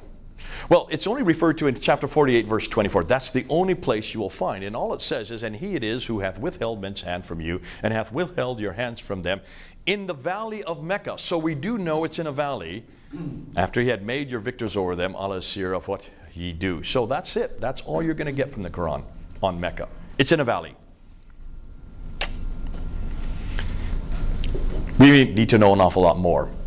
Now, according to not only the Quran, according to the traditions, there's an awful lot that Muslims impose on Mecca, though it doesn't say Mecca, it just says the place of the prophet, whoever this prophet is. But according to the Quran, it's the first sanctuary according to mankind is Bakka, which could be Mecca. It is the mother of all settlements according to chapter 6, verse 92, and chapter 42, verse 7. But it doesn't refer to Mecca, it just says again, over and over again, the place of the prophet. It is where Adam and Eve supposedly lived. It was where Eve was thrown down to, according to the traditions. In chapter 7, verse 24, they're thrown out of the Garden of Eden, which is up in space. See, their Garden of Eden is in space. Ours is on earth. Two completely different Garden of Edens. Thrown down to earth, and Eve was sent down to the place of the prophet, which Muslims claim is Mecca. Adam was sent over to India, southern India, and he walks across. He just strides across and gets to Mecca.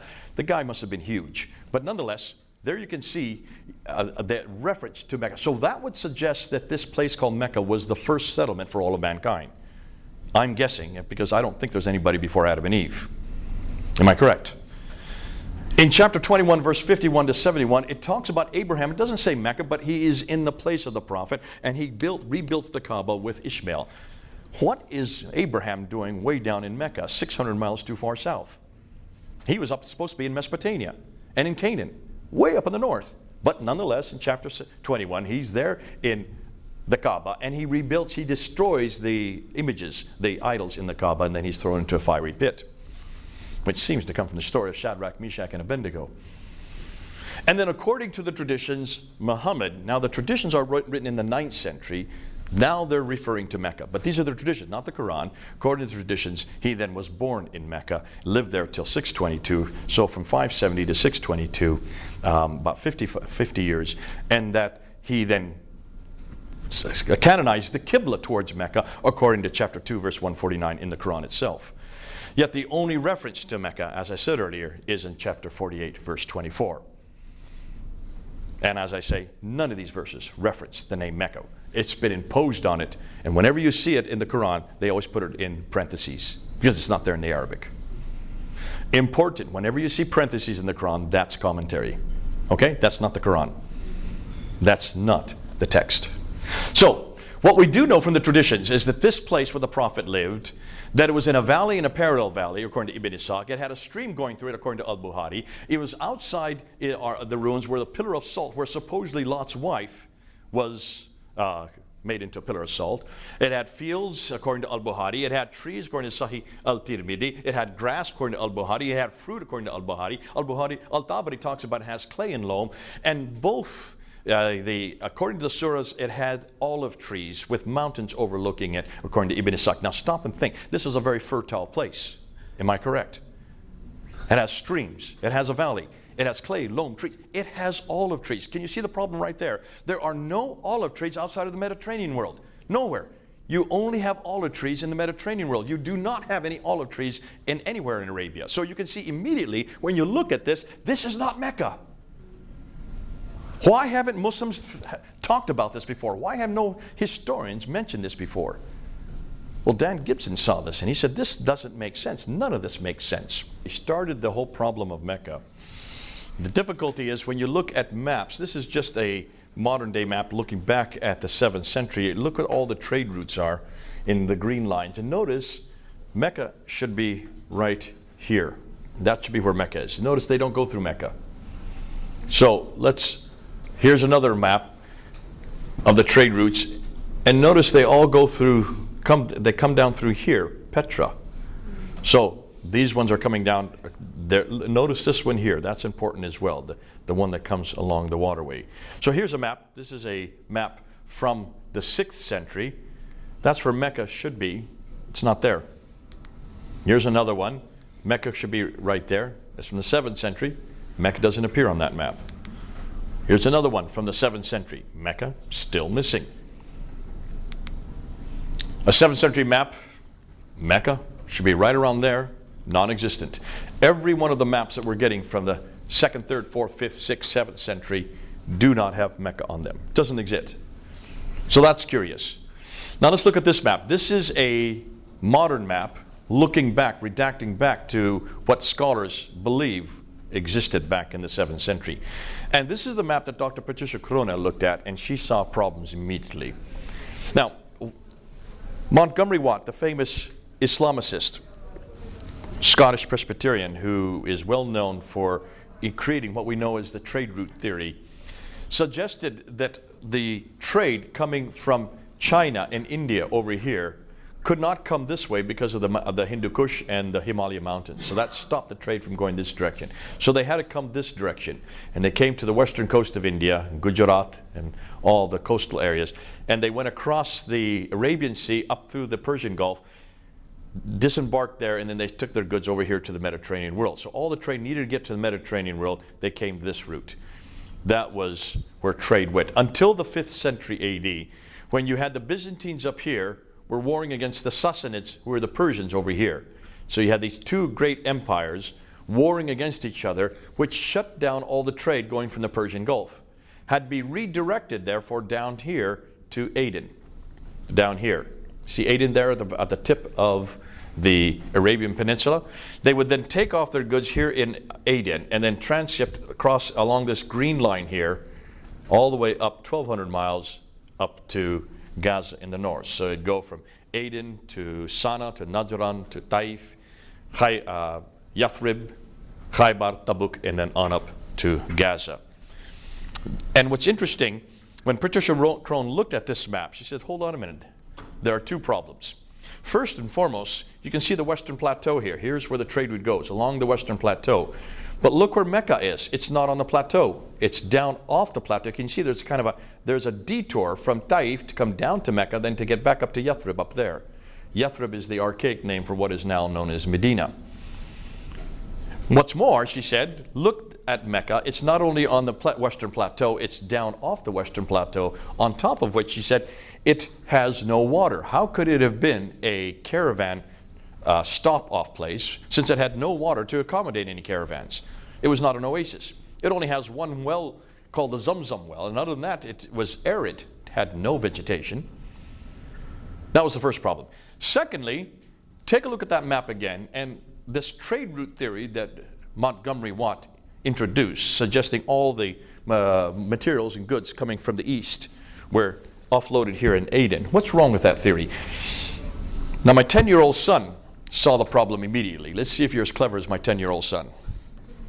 Why did they stop further west and go there in the country? Or go through the Red Sea? Why didn't it go through, up the Red Sea? Yeah. Exactly. If you're on ship already, why don't you continue on ship? Why do you take it off and go on land? Patricia Crone found that if you go 50 miles by land, just that distance, it would be the same expense as going 1,250 miles by sea. That's why we ship goods all over the world today by boat. It's the cheapest way to send large amounts of goods. Even today, these huge containing ships, because you don't need any caravans, you don't need any camels, you don't have to feed camels, you don't have to protect them, you don't have to have oases to be able to water them, you don't have to have any type of armament. You basically just stay on board ship. It would make no sense to take off all the goods here in Aden and go 1,200 miles, 50 miles by land. But she went one step further. Back in the 1980s, she went to all the trading documents from the 2nd, 3rd, 4th, 5th, 6th, up until the 7th century. Now, remember, she reads and writes 15 languages, so she can read all the documents in their original text. She wanted to find out if they knew of a place called Mecca. She wanted to find out if there was any trade that went overland. And what she found is the 15 spices that the traditions say existed in Mecca, not one of them existed in Mecca. They all existed over here in India and in China, and also here in Africa. Only 2 spices came from the Arabian subcontinent, and they were down here in what they call the Hadramaut area, what is Yemen and Oman today. None of them were up here in Meccan area, in the Hijaz. There were no spices up there because it was too arid for spices. On top of which, all the trade from the 2nd, 3rd, 4th, 5th, 6th, and 7th century was controlled by this place right here, Agilis, which is in Eritrea today. It was the Agilusians, the Eritreans, who controlled all the trade. They were the ones that plied the boats. Their names are found over here in India. There were no Arab names found over here in India in the trading documents. And the reason was very simple. The Arabs weren't really seafaring people. They were mostly camel herders. They plied the deserts. Their caravans were in the deserts. And the only trade that they were interested in was leather and milk. No spices. So all these traditions were fallacious. But most problematic was she could not find any reference to Mecca in any of their documents. Oh, she found references to Taif, just over here. She found references here in Ctesiphon, which is now Baghdad. They found up here in Yathrib, they found some silver, and they opened up silver mines in Yathrib, and they had silver just north of Mecca, today's Mecca. They have found silver mines there, and she found lots of references to Yathrib, and to Taif, and to Najran, and to Tabuk, and to Khaybar. No reference to a place called Mecca at all. Can you see how this is rather disturbing? Now, she got a death threat for writing that book, and so she had to move to Cambridge University. But that book is still out there. You can go read it today. It's up online. Go pull it down and read it. And you can see this destroyed the trade route theory of Montgomery Watt and destroyed what everybody has assumed. And she said even if they had applied in these spices of myrrh and frankincense, which was used here in the Hadramat, you're way up here. How could these people control the trade that was down here? Why would they let these people hundreds of miles away control that trade? And where was there any evidence of any of that trade? So, the first place that she could find any reference to the city of Mecca was in the Apocalypse of Pseudo-Methodius Continuato Byzantia Arabica. That's it. That's the first document anywhere. She came out with this in 1987. We're now in 2019. Nobody can find an earlier document. 741. Muhammad died in 632. Supposedly, Mecca existed at the time of Adam and Eve. Mecca was where Abraham went to in 1900 BC. Mecca was the center of trade, north, south, east, and west, according to all the Islamic traditions from the 9th century, yet the first reference to the city is not till 741, the mid-8th century. It was not on any map until 900 AD. No map included it. If it was such an important city, the oldest city in the history of mankind, if it was a center of this enormous kingdom, if it had everything to do with the trade, all north, south, east, and west, why had no one heard of it? So, what about modern Mecca? Today they're now building huge storied buildings. This building here is the 4th tallest building in the world. It's an enormous clock tower that they have built there, overlooking the Kaaba down here. Now they're trying to design it very much like Big Ben in London, because they want to make that the center of time. They want to change Greenwich Mean Time and put it to Meccan Mean Time. And so that's why these buildings are being built. What's fascinating, this is the future of Mecca. This is what it's going to look like. These are the 4 different plans. You can see they're cementing up the entire place. Now, why do you think they're building so many big buildings? Well, obviously because they would say the Hajj is there. But take a look at what they're doing. Here you can see the property where wife Khadija, this is her property. It no longer exists. That's where the Prophet Muhammad supposedly was born and where he grew up.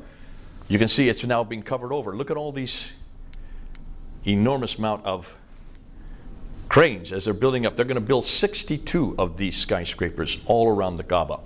When you build skyscrapers, you need to have deep foundations, don't you? Therefore, you need to dig into the sand. Whenever there is an archaic city, an old city, anywhere in the Middle East or anywhere in Europe, what's the first thing you do? You dig foundations, and who are the first people to show up? The archaeologists.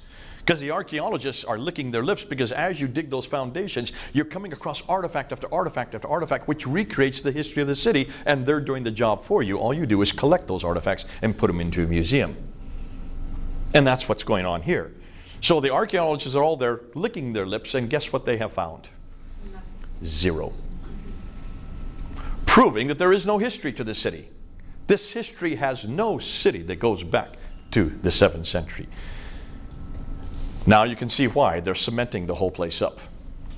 I think they know what we know. If there's no history, they want to destroy the evidence. That's me saying that. I'm not saying that others say that. If you have a problem with Mecca, you're going to have an even greater problem with the Qibla. The Qibla is the direction of prayer. You've seen Muslims pray in one direction anywhere in the world. They have to pray towards the Kaaba, towards Mecca. Am I correct? And that's why when you go around the world, there's the Kaaba right there. That's the square building they'll pray. There it is right there in the, this is the big mosque that's all been built. This is actually an older picture that doesn't have all the skyscrapers around it that have been built. But the Qibla is found anywhere in the world. When I was in Malaysia, it was in my hotel room. Show me where the Qibla was. If you go into a mosque, you find these mihrabs, these little niches in the wall, and that's where you know where to pray.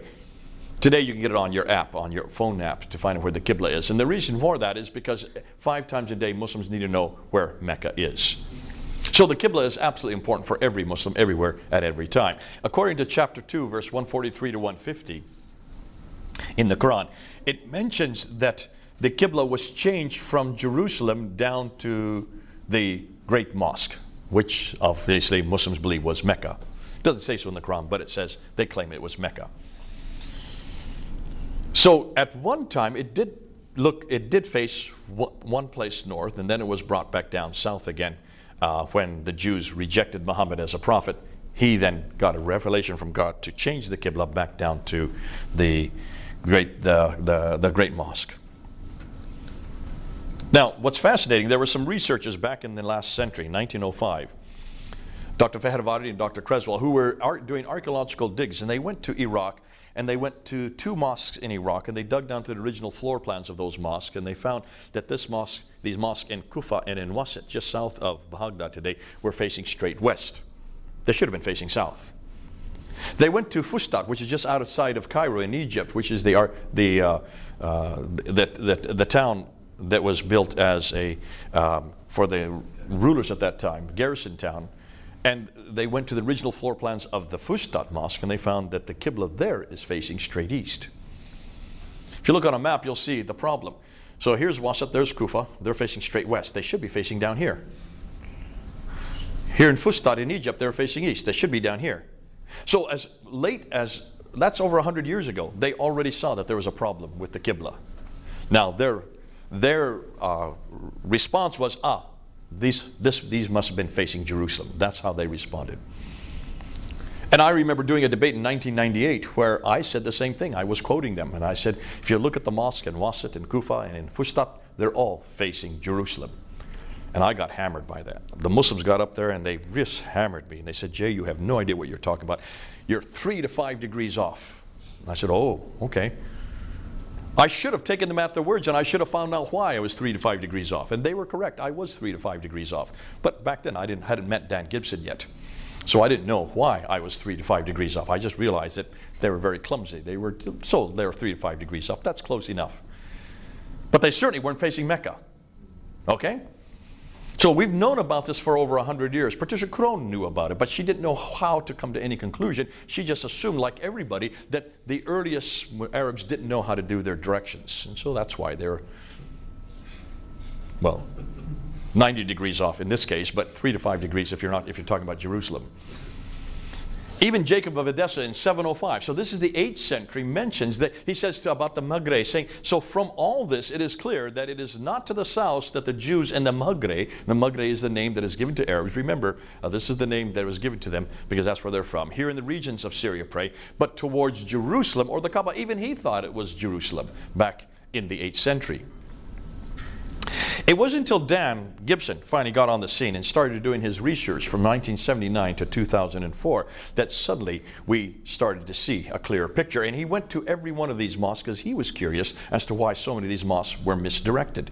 And he thought they couldn't have been that bad because these were desert caravans, camel herders. They didn't have roads back then. These were Nabateans. The Nabateans were famous. They were the ones that took the goods all the way over to Baghdad and beyond because they were the only ones that could transverse the desert without ever getting lost. Because remember, in the desert you have huge winds, and every time the winds come it changes the sand dunes. So you cannot have locations unless, of course, you're using the stars. So if they knew how to get from one place to the other, if you can't get to an oasis, you die. They were absolutely dependent on knowing where their direction was. How could they be so off in all of these directions? So he decided to go and look to every one of these places. And he went to around 65 mosques. I'm going to show you 23 of them now. And what we're going to do, everything that I'm doing from here on out is from Dan Gibson. All right? So you can go up on his site, go up on Dan Gibson's site and look at his material. But also get his books. These are the books that he wrote. Let me just go back here. No, I don't have it here. I thought I had it here. Did I not show his books? Before that even? Way back here. My goodness. There we go. These are the books you need to get. The Nabateans wrote in 2003, where he first came out and showed that almost everything we know about the Muslim world today is dependent on the Nabatean world. The language, Arabic, comes from the Nabatean script. The name Allah comes from the Nabatean God. It's a generic title, the God, Ilaha, of whom Dushara is the proper name. Ilaha is no longer, is only his generic title. So most of what we know about Islam comes from the Nabateans, who were much farther north. But don't worry about that now. We're going to come back to that. Quranic Geography then came out in 2011, where he really unpacked the geographical problems with this book. And that was a huge eye-opener. But then he did The Sacred City in 2016, and then he finally came with this book 2 years ago, 2017. Since this book has come out, many researchers have really attacked Dan Gibson, because people like Dr. David King, who did his whole career as the world authority on the Qibla, but never went to those places himself. He may have gone to some, but he never really did any of forensic testing like Dan did, has been just and he's at the end of his career. Can you imagine? His whole career is now in jeopardy. So you can see the problem. There has been a lot of anger as to what Dan is saying. So what Dan has done, you need to go up on his site, Dan Gibson, this year, and he is now taking all their accusations and giving responses to them. So I'm going to help you with the responses. But he still has another 4 or 5 videos to put up, so even next year we'll have even more responses. And this is why it's back and forth as is going on right. This is what we call peer-reviewed. He's getting peer-reviewed as he goes, as being confronted. So I'll jump ahead to what we're going back, and let's go through these slides real quickly. So we come to Dan Gibson's Qiblas. Now this is what he found. On the ground, he went to the maps of the area, accumulated the historical data of the area, and measured the GPS coordinates from outside and inside the building. So he would go to the situ, and he would not use Google Maps. I know the Muslims have hammered him, saying all he's using is Google Maps. Why would you not use Google Maps? It's a Western American product. That has nothing to do with America. Google Maps does not take the curvature of the earth into consideration. That's right. It's just flat. It's only interested in going from A to B. It's not interested in the curvature of the earth. So therefore, and rightly so, when the Muslims say, you've just used Google Maps, that's why you've got your coordinates wrong. He was not that stupid. He did not use Google Maps. He used advanced thermal emission and reflection radiometer, the Astra Satellites, which are the most sophisticated satellites put up by the Japanese. They are, what they do, the advanced space-run thermal emission and reflection radiometer obtains high resolution, 15 to 20 square meters per pixel, images of the Earth in 14 different wavelengths of the electromagnetic spectrum, ranging from the visible to the thermal infrared light. Scientists use Astra data to create detailed maps of land surface temperature and emissivity, reflective, and elevation. Astra is the only high spatial resolution instrument in the Terra platform. It collects an average of 8 minutes of data per orbit. So it's always taking pictures of the Earth's surface. That's why he had to go to the best. Now you have to pay for that, and of course it costs an awful lot of money. But because of the fact he wanted to make sure his coordinates were absolutely accurate, he used them. Often, and what he would do, he would then look from the satellite, looking straight down onto the mosque, and make sure he got the Qibla line. He already had been there. He knew where the Qibla was. He had seen the Qibla line. It's very easy to find a Qibla on a building, because it's either one of 2 walls. It's either this wall or this wall, or this wall or this wall. I mean, the same thing. Those 2 walls go the same direction. These 2 walls. So you really only have 2 to choose from. And it's always the longest wall, all right? Because that's what the mosques are made. They're not like churches. Ours are in a cross formation looking towards the front. The Qibla wants a long line of men who are standing side by side. So the Qibla wall is either one direction or one direction, 90 degrees off.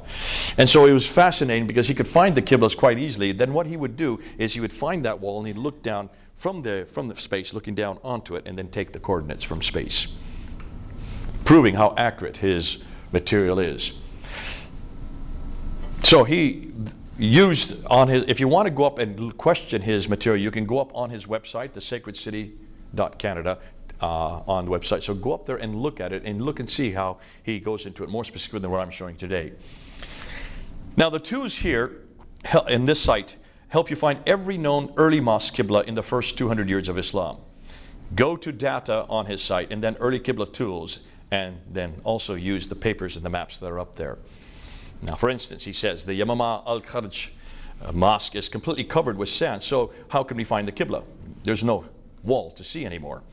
Those who researched this mosque then uncovered it with sand. But on Dad's site, you can zoom in and find the original pictures of that mosque taken by the researchers and then see where the Qibla was as it is uncovered in the picture. Okay? Because Muslims have claimed, see, how can you have known where the Qibla, it's all sand. Yes, that is today, but it was uncovered at one time, and that's why he knows by looking and seeing. When he was there when it was uncovered, he knew where the Qibla wall was at that time.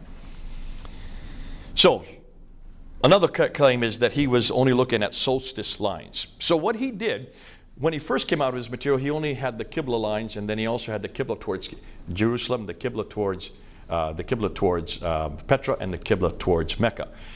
He has now added another dimension, which is these, what they call the solstice lines. That's the X there, those blue lines, to show you that none of these mosques follow the solstice line. That has been nothing more than a false allegation. This is interesting because that's the Dome of the Rock you're looking at right there. There's the Qibla. But that's not really the Qibla. It's this little mosque to the side that actually has the Qibla in it. And that's the one you need to use. So you need to know the history of all these places to know where it is. So let's look at these mosques. And let's start with this one here. This is known as the Qiblatain Mosque. Now, many early mosques don't have Qiblas to help us because they have been rebuilt many centuries later, and the original floor plans and structures have been lost. Other mosques have been rebuilt, but we can see where the original plans still are. The Qiblatain Mosque in Medina is a case in point. We only know this Qibla here. And so it's called Qiblatain, which means the mosque of two Qiblas. All in the name of the mosque, you can see that suggests that there was another Qibla at another time. And it was not till 1987 that they were enlarging the mosque, and as they started digging down to do the enlargement, they came across an entire structure right here showing the first Qibla.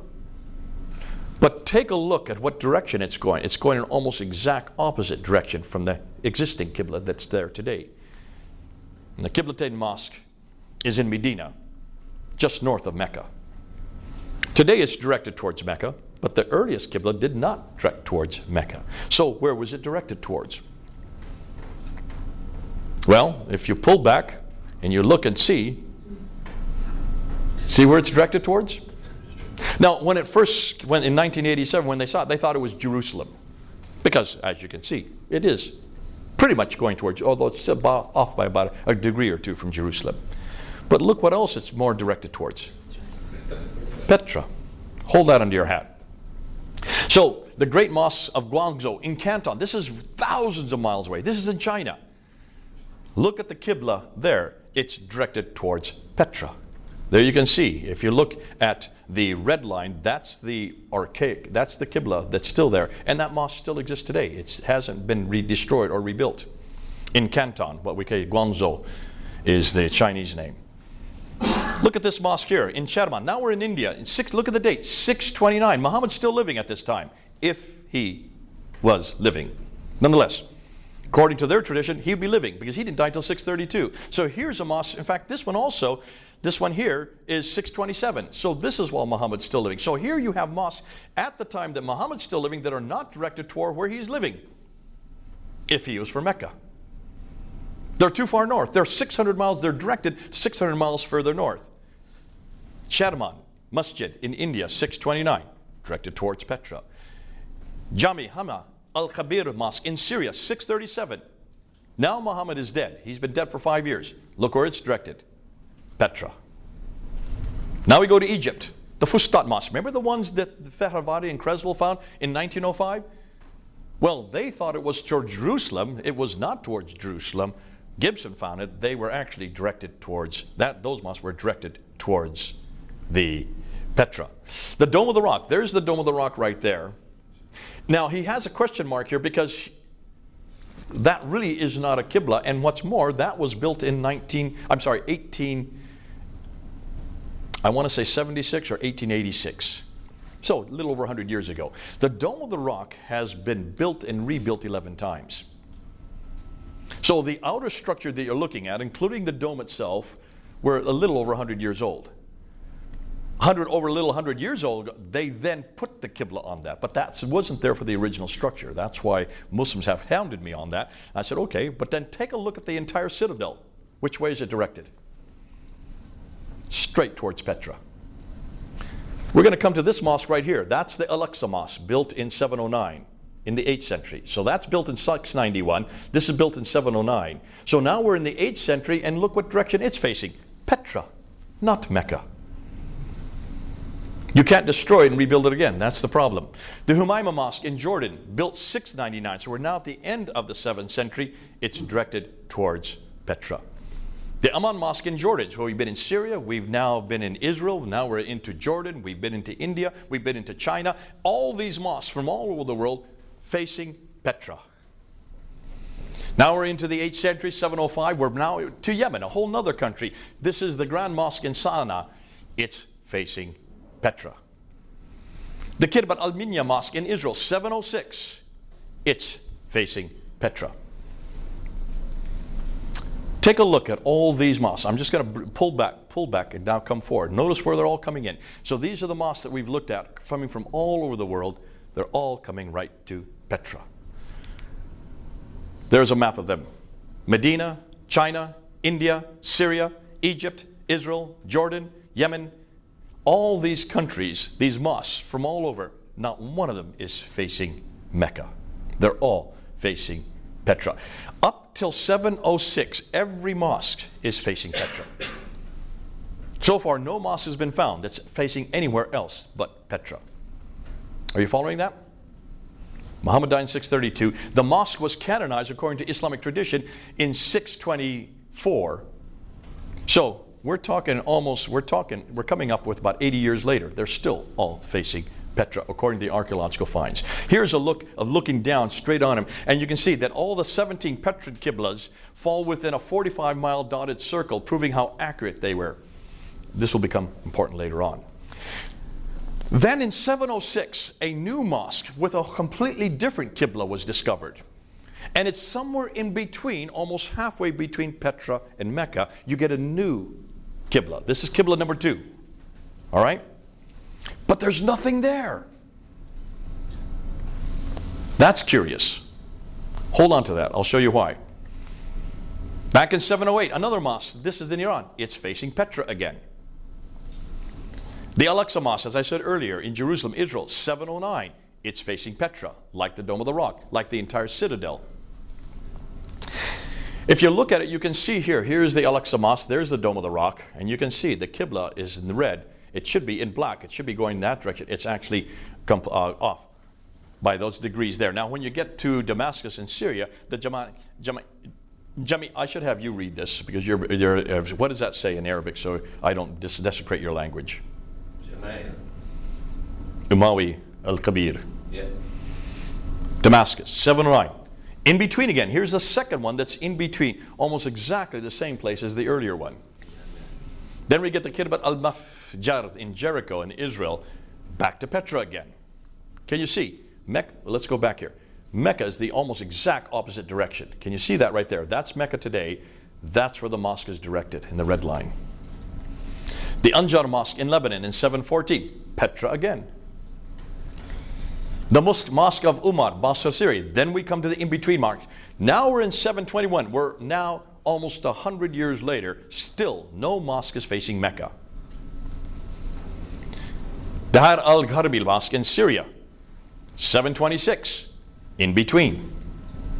It's not till we get to this mosque, 727. Look at the date. Now we're over 100 years later. The first mosque we have been able to find that's facing Mecca.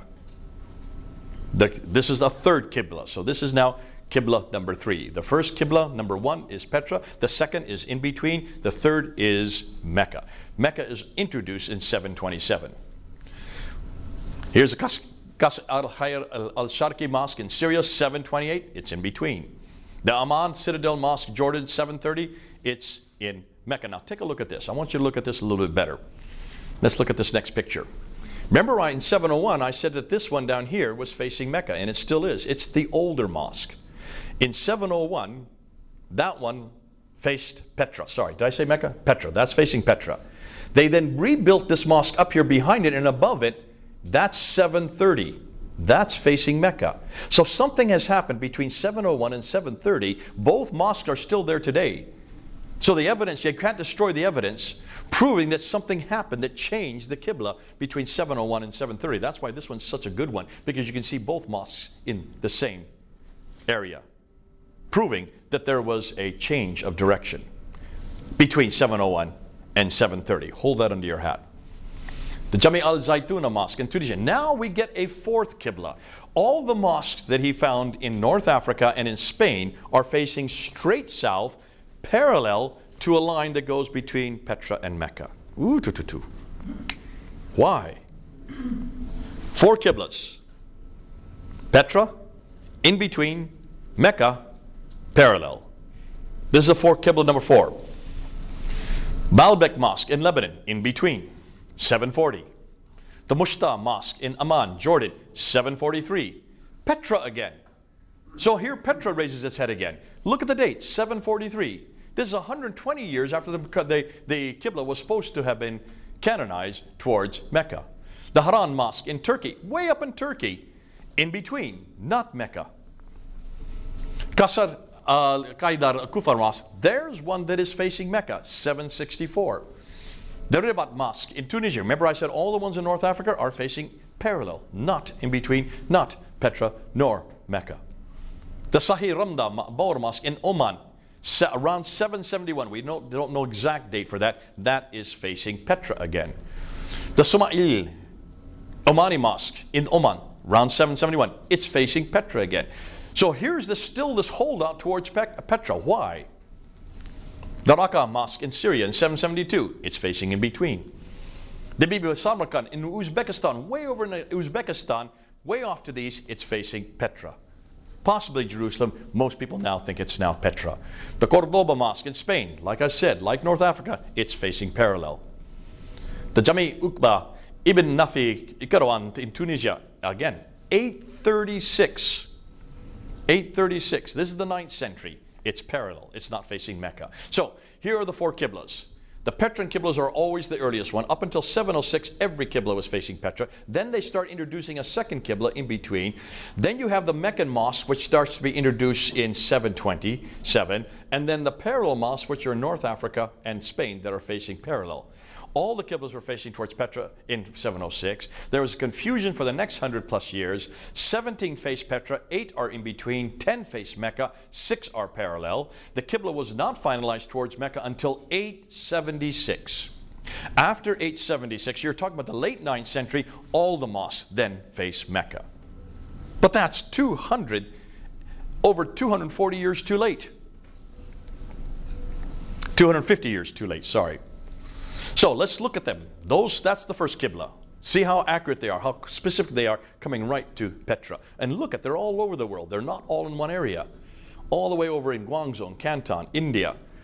Here in the Oman, in Yemen. All the way up here, Bibi Samarkand in Uzbekistan. So you can see these are so specific, but they're so accurate from such thousands of miles away. How did they get it that accurate?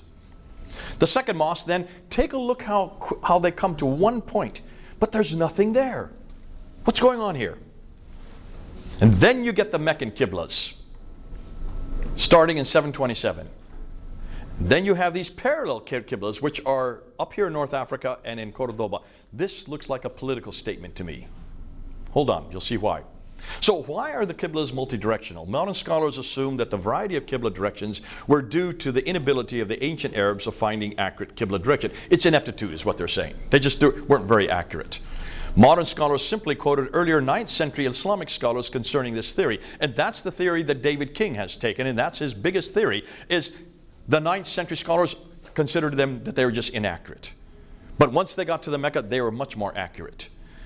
They assumed that the Meccan Qiblas were the most accurate. Well, let's take a look and see how accurate the Meccan Qiblas are. When you look at according to all the Petran Qiblas, they were 2.9 degrees of accuracy. If you take out take out the two worst, it's down to 1.9 degrees off.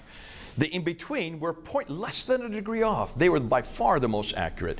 The Meccan ones were 4.78 degrees off. They were by far the least accurate. So this whole theory goes out the window. They didn't get better, they actually got worse. So why were the early Arabs so accurate? Modern Muslim scholars assume the early Arabs were not, and that they didn't have adequate mathematical abilities. Yet what really happened was that the Arabs lost their ability to define directions accurately because Roman roads were introduced, which they used, and thus they didn't need the stars to guide them. Thus the ability to detect very accurate measurements became lost. The earliest Arabs who built the earliest mosques used astronomy, the study of stars, to find one's direction, not astrology, the use of stars to tell the future. They had to, because their trips across the desert was always across the desert where the sands shift and move, and they would die if they didn't know how to find their way. And what they would do is they would use these type of things. They would use, to find the north and south, they would always use the North Star, which never moves. And they used their fingers, or the kamal, a block of wood on a string, which measured how far up and down the knots on a string were once that block sitting on the horizon reached the North Star. So by pulling the string back, they put it on their horizon. There's the North Star. And as they pulled it back, as it hit the North Star, then they knew where the knot was on that string. They knew exactly where the direction was. Something as crude as that, yet saved their lives. For east and west, they needed to use a constant. So they used the number of steps a man walked in order to arrive at his place they were going. Men traveled on foot, while camels were used for carrying the goods. As they walked, they employed poetry, which had a rhythm and a allotted number for each poem. So when they came to the end, they would know how far they had reached and simply added up the number of times they had recited a certain poem. Thus the reason they chanted poetry as they walked. They still do that today. Now you know why it actually saved their lives to chant this poetry. And that's why poetry was so important for the early Arab, especially the traders.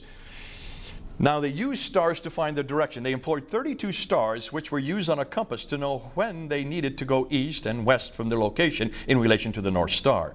Thus, for instance, they would walk towards Mecca. There's Mecca, right? Which is a star in the northwestern direction. When they went for a certain number of strides, depending on the poetry they were reciting, they were told, use this poetry, do it 32 times, and you'll get that direction, going towards Mecca. Then they turned the other direction. They went towards Al-Tir for a certain number of poems. And you go and now go towards this direction for 10 of these poems, and in the eastern direction, and so on. And that's how they found their direction. We don't do that today, so we don't understand this. But if you're in the desert war, you better know how to do these directions accurately. And that's why the earliest Qiblas are the most accurate. The later ones, they no longer needed that because now they were using roads, which had markings on it. So why Petra? Why is Petra so significant? Well, take a look at where Petra is. It's right at the center of all the trade. It was the sanctuary city for the Nabateans. The Nabateans did not have their empire. They were traders, so they were all over the world, and they would have families that would stay in different cities in the different trading outposts. Therefore, they did not have any empire or any capital city. But they did have sanctuary cities where they would keep tombs, and they would have their temples there, carved out of sheer rock. You can see, if you've been to Petra, these beautiful carving. That's a treasury there. These are the tombs and temples. So it's a city of tombs and temple for the Nabatean people. And whenever someone died, they would send the body back to Petra or Medina Sali. Those are the two major cities of the Nabatean kingdoms. And they would then send them back to have their bodies there. And they would make a pilgrimage back to Petra to then not worship, but to honor their ancestors there. So Petra was the center of the Nabatean kingdom. It was a center of the trading block, the trading routes for all the trade, north, south, east, and west. And it's still there today. But take a look when you go to Petra. Notice that Petra is in a valley. It has a parallel valley. There's the valley. There's the parallel valley. It has a streams. It has whole stream. In fact, it has whole waterworks that have been created. Exactly what we're finding in the traditions. It is outside the ruins would be a pillar of salt. If there would be any pillar of salt, it would be outside the ruins of Petra. It has fields. It is a place where the prophet has trees and grass and fruit and clay and loam. Everything that the Quran's talking about, everything the traditions are talking about, exists in Petra, not in Mecca. And it has olive trees. The one thing you cannot find anywhere in the Arabian Peninsula, you can find in Petra. It has mountains overlooking the Kaaba. So everything that we see, these traditions, Ibn Ishaq, Ibn Hisham, Al-Tabari, all of them talking about this place where this prophet came from. And they named it as Mecca in the 9th and 10th century. Everything they were looking at, everything they're describing, everything this book describes fits Petra, doesn't fit Mecca. What's fascinating, Petra has all the items listed above. Thus, could Petra be the place they are referring to? Remember also the people of Ad, Thamud. 24 times refers to these people from Thamud. 23 times the people from Ad. 7 times the people from Midian. They're all up here around Petra. So if you're going to have any contact, especially as a trader, you'll have contact with all these people. That would make sense. If you're in Petra, it would not make sense if you're way down here, 600 miles further down in Mecca. So why is this significant? Let's review. So far, nothing is known of Muhammad until the late 7th century from within Arab sources. His book, the Quran, and its manuscripts don't appear until the early 8th century. His city, Mecca, isn't referred to until the mid-8th century. His biography and his sayings don't even appear until the early to late 9th century. Thus, much of what we know of Muhammad is written down hundreds of years later and hundreds of miles away. Looks like he is nothing more than a later redaction, possibly begun by Abdul al-Malik. So, can you now know and understand why Stephen Humphreys, who's a historian, says Islam in the Prophet's life, as we know it, was not derived from the 7th century, but evolved over a period of 200 to 300 years and then redacted back, that means put back, on the Prophet's life and compiled in the 9th century. So everything we've known about Islam, everything that I talked about from the very beginning, that classical model, is not from the 7th century, it's from the 9th and 10th century. Do you know why Mecca became so very important for Islam? Why didn't they just take... Hold on. That's the next question. You're prophetic. You want me to get into that, so let's go into that. We're not finished yet. We still have another half hour. So, here are the questions we need to ask. Why are there no Muslim sources for 200 years, number one? Why do the claims they make not fit the 7th century historical record, number two? Why are the geographical references so few and confusing, and why do they all seem to fit an area much further north? Why are so many references to vegetation which would not exist in Mecca, and why is Mecca not even on the trade route? Why is Mecca not even mentioned until 741, nor included in any maps until 900 AD? Why do all the Qiblas face Petra for the first 100 years, well, up until 706, then they are confused for the next 100, and aren't standardized to Mecca until 822, 200 years too late? Is it not surprising, therefore, that historians now consider much of what we know about early Islam is possibly historically spurious? So, getting to your point, so what really happened? Now, to make sense of this, I'm going to give you the scenario that we think is happening in May 2019. It may change completely by the next year because new material is coming in all the time. So be aware that this is only hypothetical, all right? For those watching, this is hypothetical. This is what Jay Smith is saying, and others are now saying it, but I'm going to say it now on the camera so that you can actually see where we're moving and where from everything we know so far, this looks like what's happening. To make sense of this, we need to begin with Abdullah ibn Zubair, who is well known. He was the governor of Petra during the time of Abd al-Malik and Marwan before him. You have two great empires that are being created. First, you have the Umayyad Empire, which starts in 661. There are two families within the Umayyad Empire. You have the Sufyani family that's from 661 up to about 680, and then the Marwans take over. The Marwanids take over in 680. Marwan I is the first king. His son is Abd al-Malik. He's the second king. He comes to power in 685.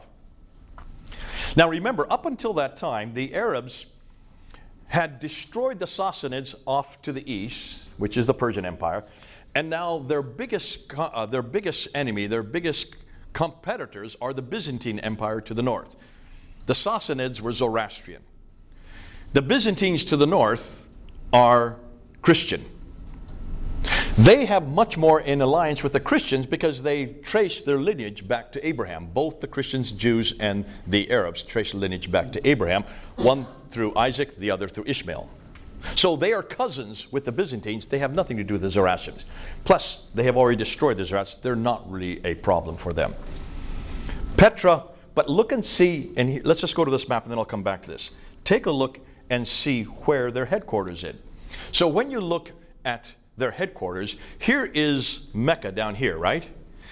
If, as the classical account says, that the Umayyads were headquartered down here, then why is it that everybody knows that they weren't living down here? They were up here in Damascus, 1,200 miles further north.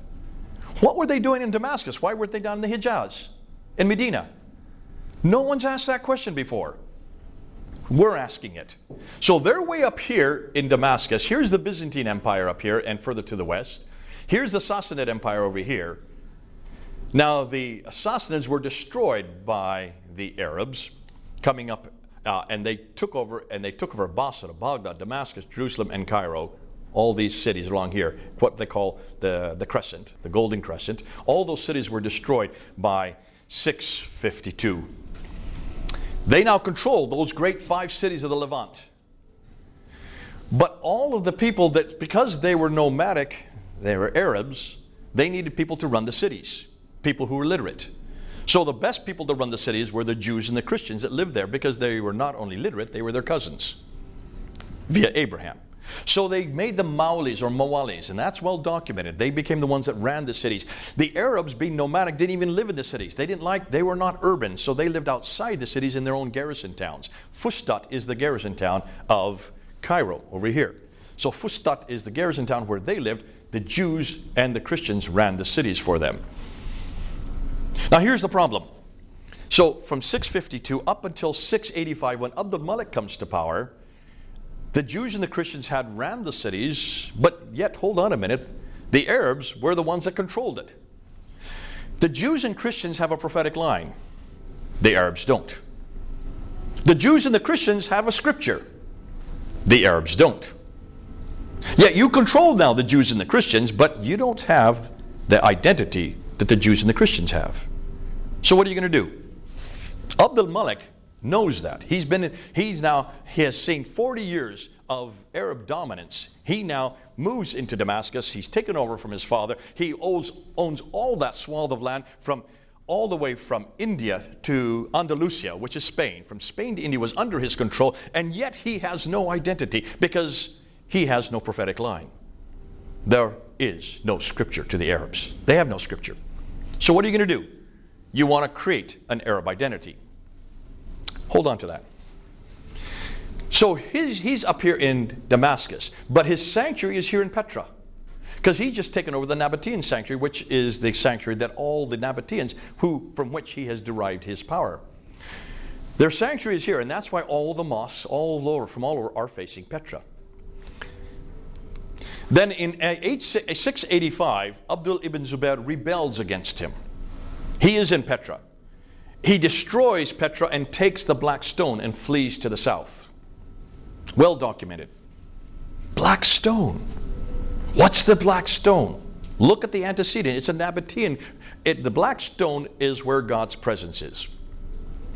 When he takes God's presence out of Petra, you can see this is a huge slap in the face to the Umayyads. They have to come down, and of course, as he's coming down, something happens in Damascus.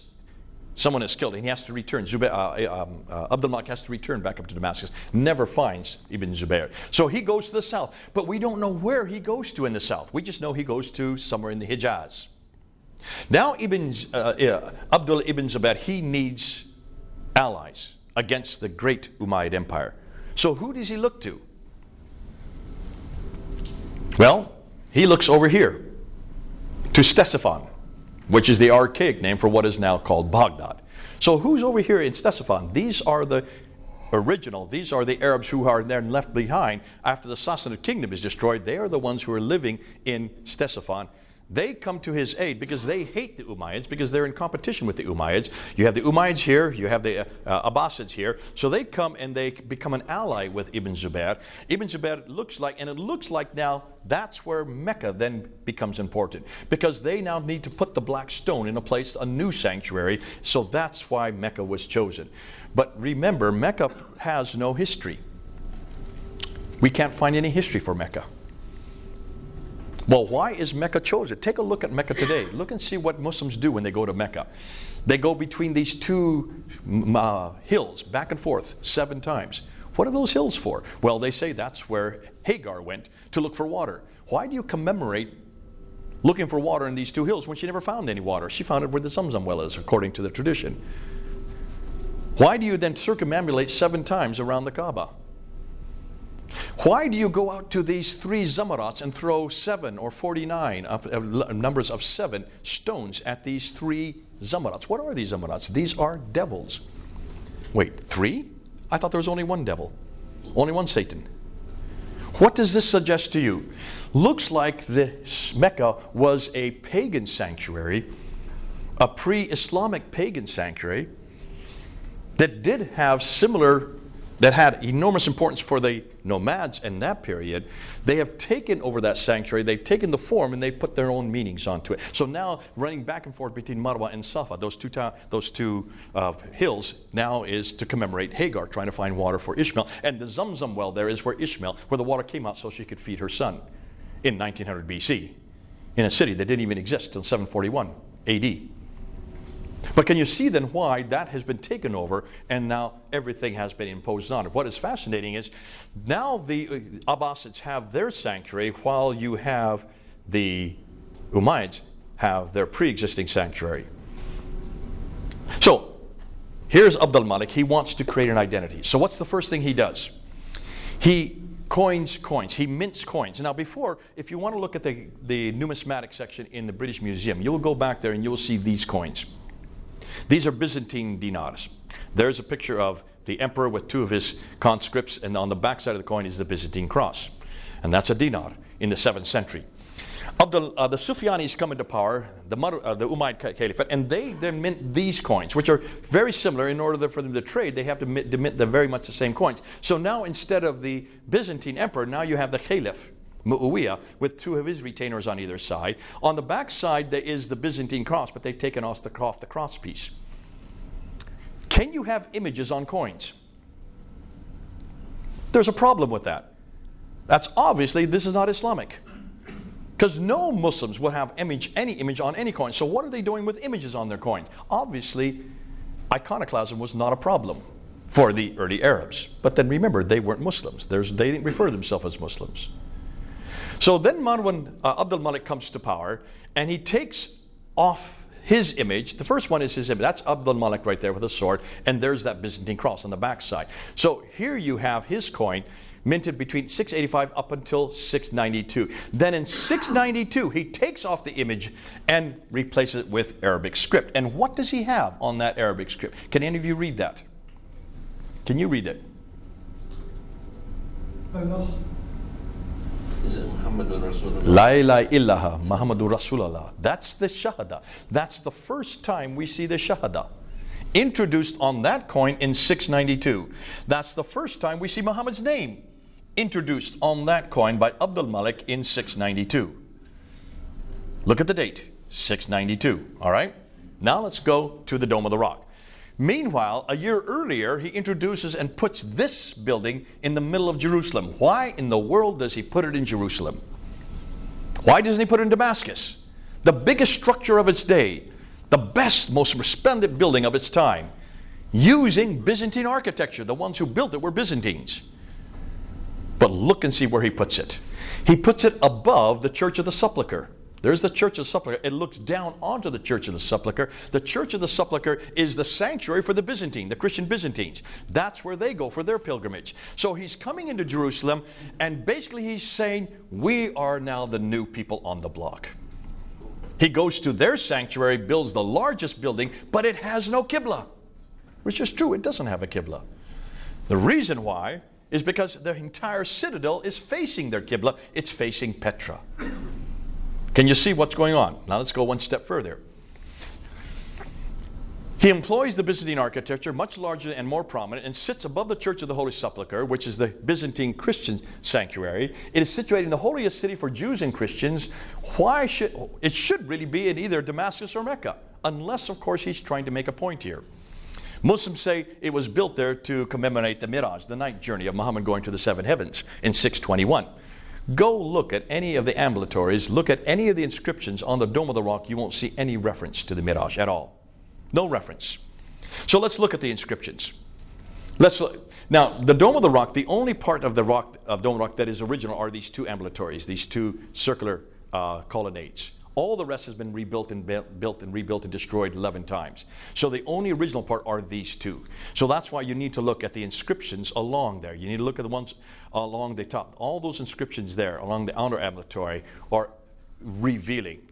When you look at the inscriptions, you will see Surah 4:171. O people of the Scripture, that's us, Do not exaggerate in your religion, nor utter aught concerning Allah, save the truth. The Messiah, Jesus, son of Mary, was only a messenger of Allah, and his word which he conveyed unto Mary, and a spirit from him. So believe in Allah and his messengers, and say not three, cease.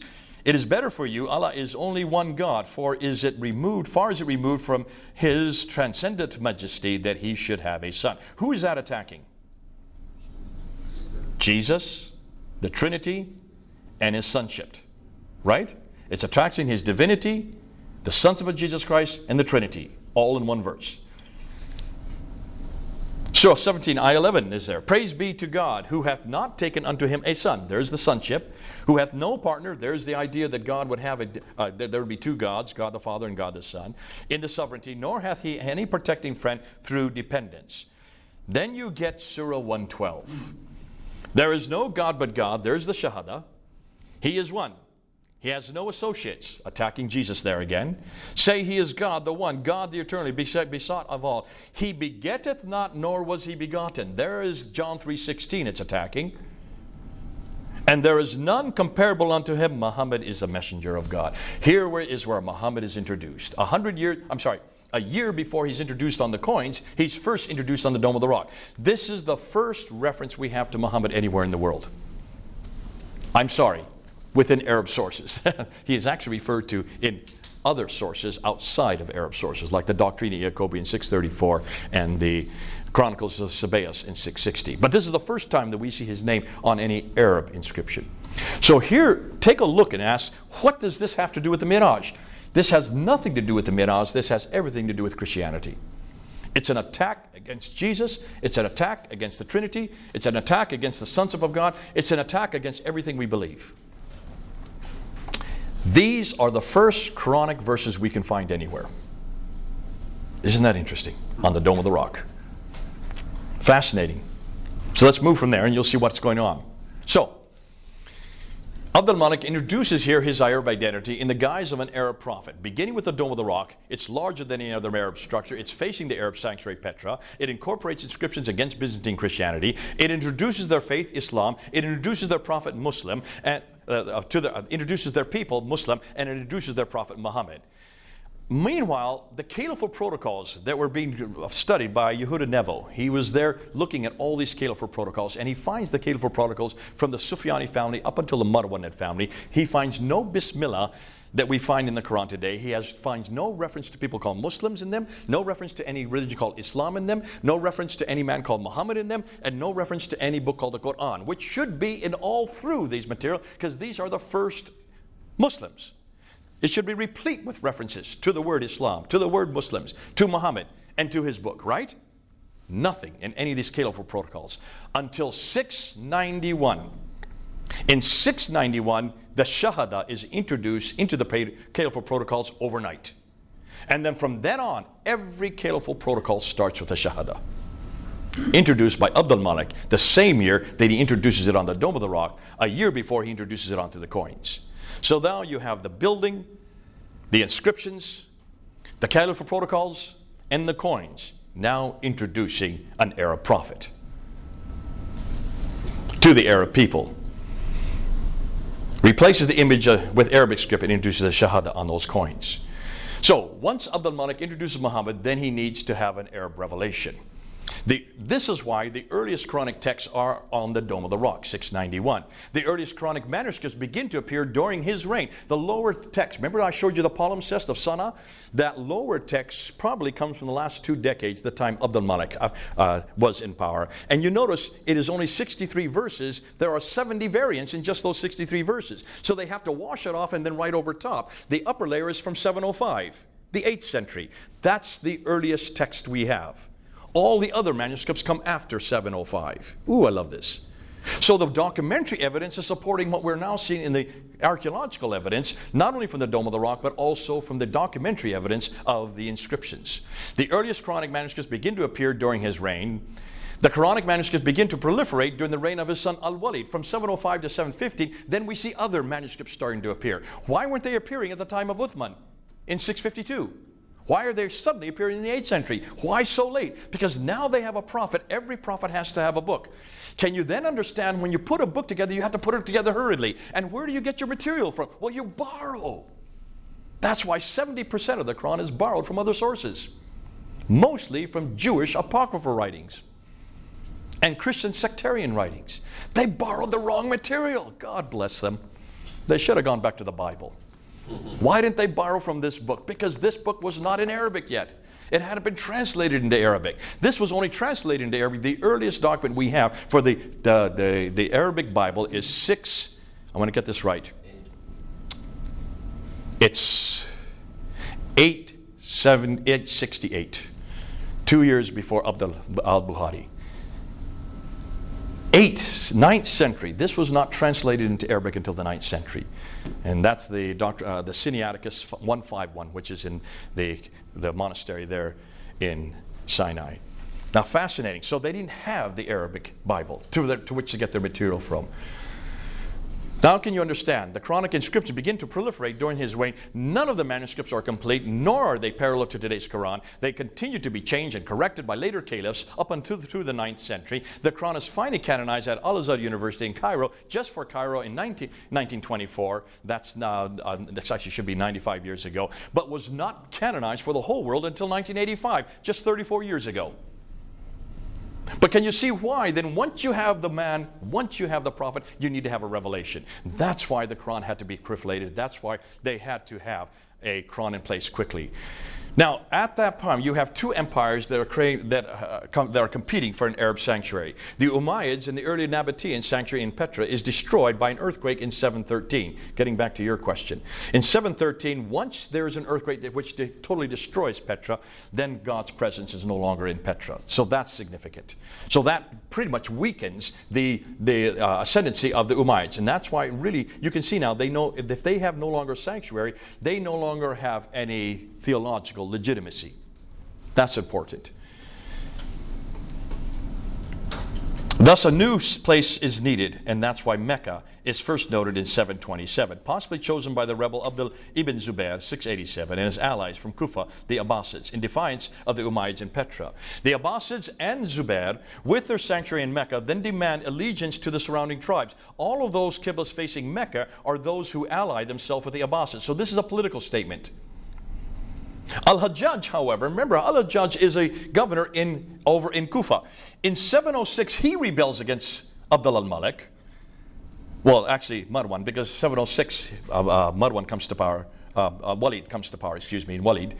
He rebels in 706 against both, and it is his mosques which are facing in between. So he's demanded that all the mosques face not Petra nor Mecca, because he's making a political statement. He wants to see who's going to win out. Who is going to be the one? He is being clever. This is what you do when you don't want to ally with either one. You want to see who's going to win out, and that's why, as a rebel, he does not like Abdul Malik. He does not like the Marwan family, and so his mosques are facing really a piece of desert in the sand. No significance other than they're halfway in between. Now, that's fascinating because they continue to face somewhere in between until he dies in 744. And when he dies, his Qiblas die with him. That's the second Qibla. Those in North Africa and Andalusia don't show allegiance to either empire, so they have mosques facing parallel. They are waiting to see who's going to win out, and that's why all their mosques are facing straight south, parallel to the line between Petra and Mecca. When the Abbasids finally overpowered the Umayyads in 749, most of the Qiblas then faced Mecca, with a few holdouts until 822, after which they all face Mecca. So the ones that you see that still come out after 749 are those who still have allegiance to the Umayyads, but they're dwindling in power. The Abbasids are gaining in power. So this is nothing more than a political statement. So here's what if possibility. Now that the Muslims have a prophet called Muhammad, his name is now introduced in 691, a revelation of the Quran, which is starting to be introduced in 705, a sanctuary called Mecca, which according to documentation is not referred to until 741, but looks like it comes into existence around between 713 and 727, because the first mosque that's facing Mecca is 727. They then need a history. Now can you understand why the histories only begin to appear in the 9th century? It takes them 100 years to finally introduce the Sirah, the biography of this prophet. It takes them another 240 years to introduce the hadith, the sayings, in 870, and then the tafsir is introduced in 923. So by the 9th century, they then have the book, the man, the place, and the story. And a new religion is formed and growing, yet not something that was created in 22 years, like Muslims like to tell us. It took 200 to 300 years to do this. What did they do with all those that disagreed? They eradicated and burned anything that disagreed with that narrative. That's why you have wholesale destruction of other texts. Now that's actually in Al-Bukhari. Bukhari does talk about that, but he puts it at Uthman's time when he says that all the manuscripts were destroyed. No, that probably didn't ever happen. There was no manuscript at the time of Uthman. But what he is saying is this is very clear. The Abbasids then destroyed anything that disagreed with this narrative. That's why you can burn books, but you can't burn buildings. And you can't destroy artifacts. And that's why the Qibla is so damaging. And that's why the problem with Mecca is even more damaging. So, summation. Why are there no Muslim sources for 200 years? Why do the claims they make not fit the historical record? Why are the geographical references so few and confusing? Why do they all seem to be much further north? And why are there so many references to vegetation which would not exist in Mecca?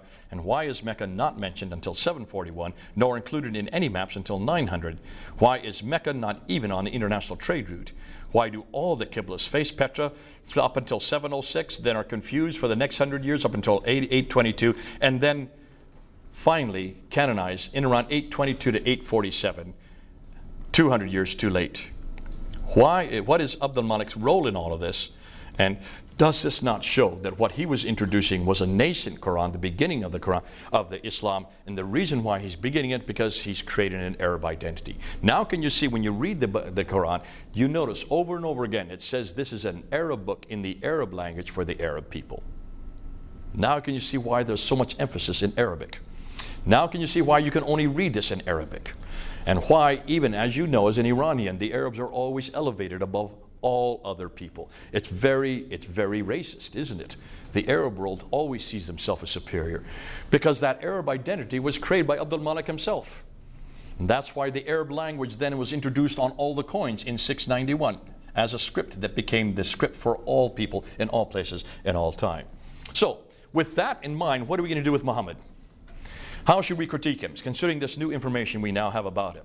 Since much of what we know about early Islam is endowed, since much of the Quran is also endowed, since nothing is known of Muhammad until the late 7th century, or Mecca until the mid-8th century, or his story until the 9th century, hundreds of years later and hundreds of miles away, can we therefore conclude that Islam is nothing more than a later redaction possibly begun by Abdul Malik, then continued by his descendants, proving Muhammad had nothing to do with the Quran?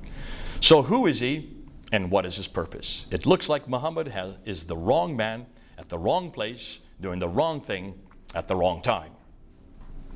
But I like to end with Jesus.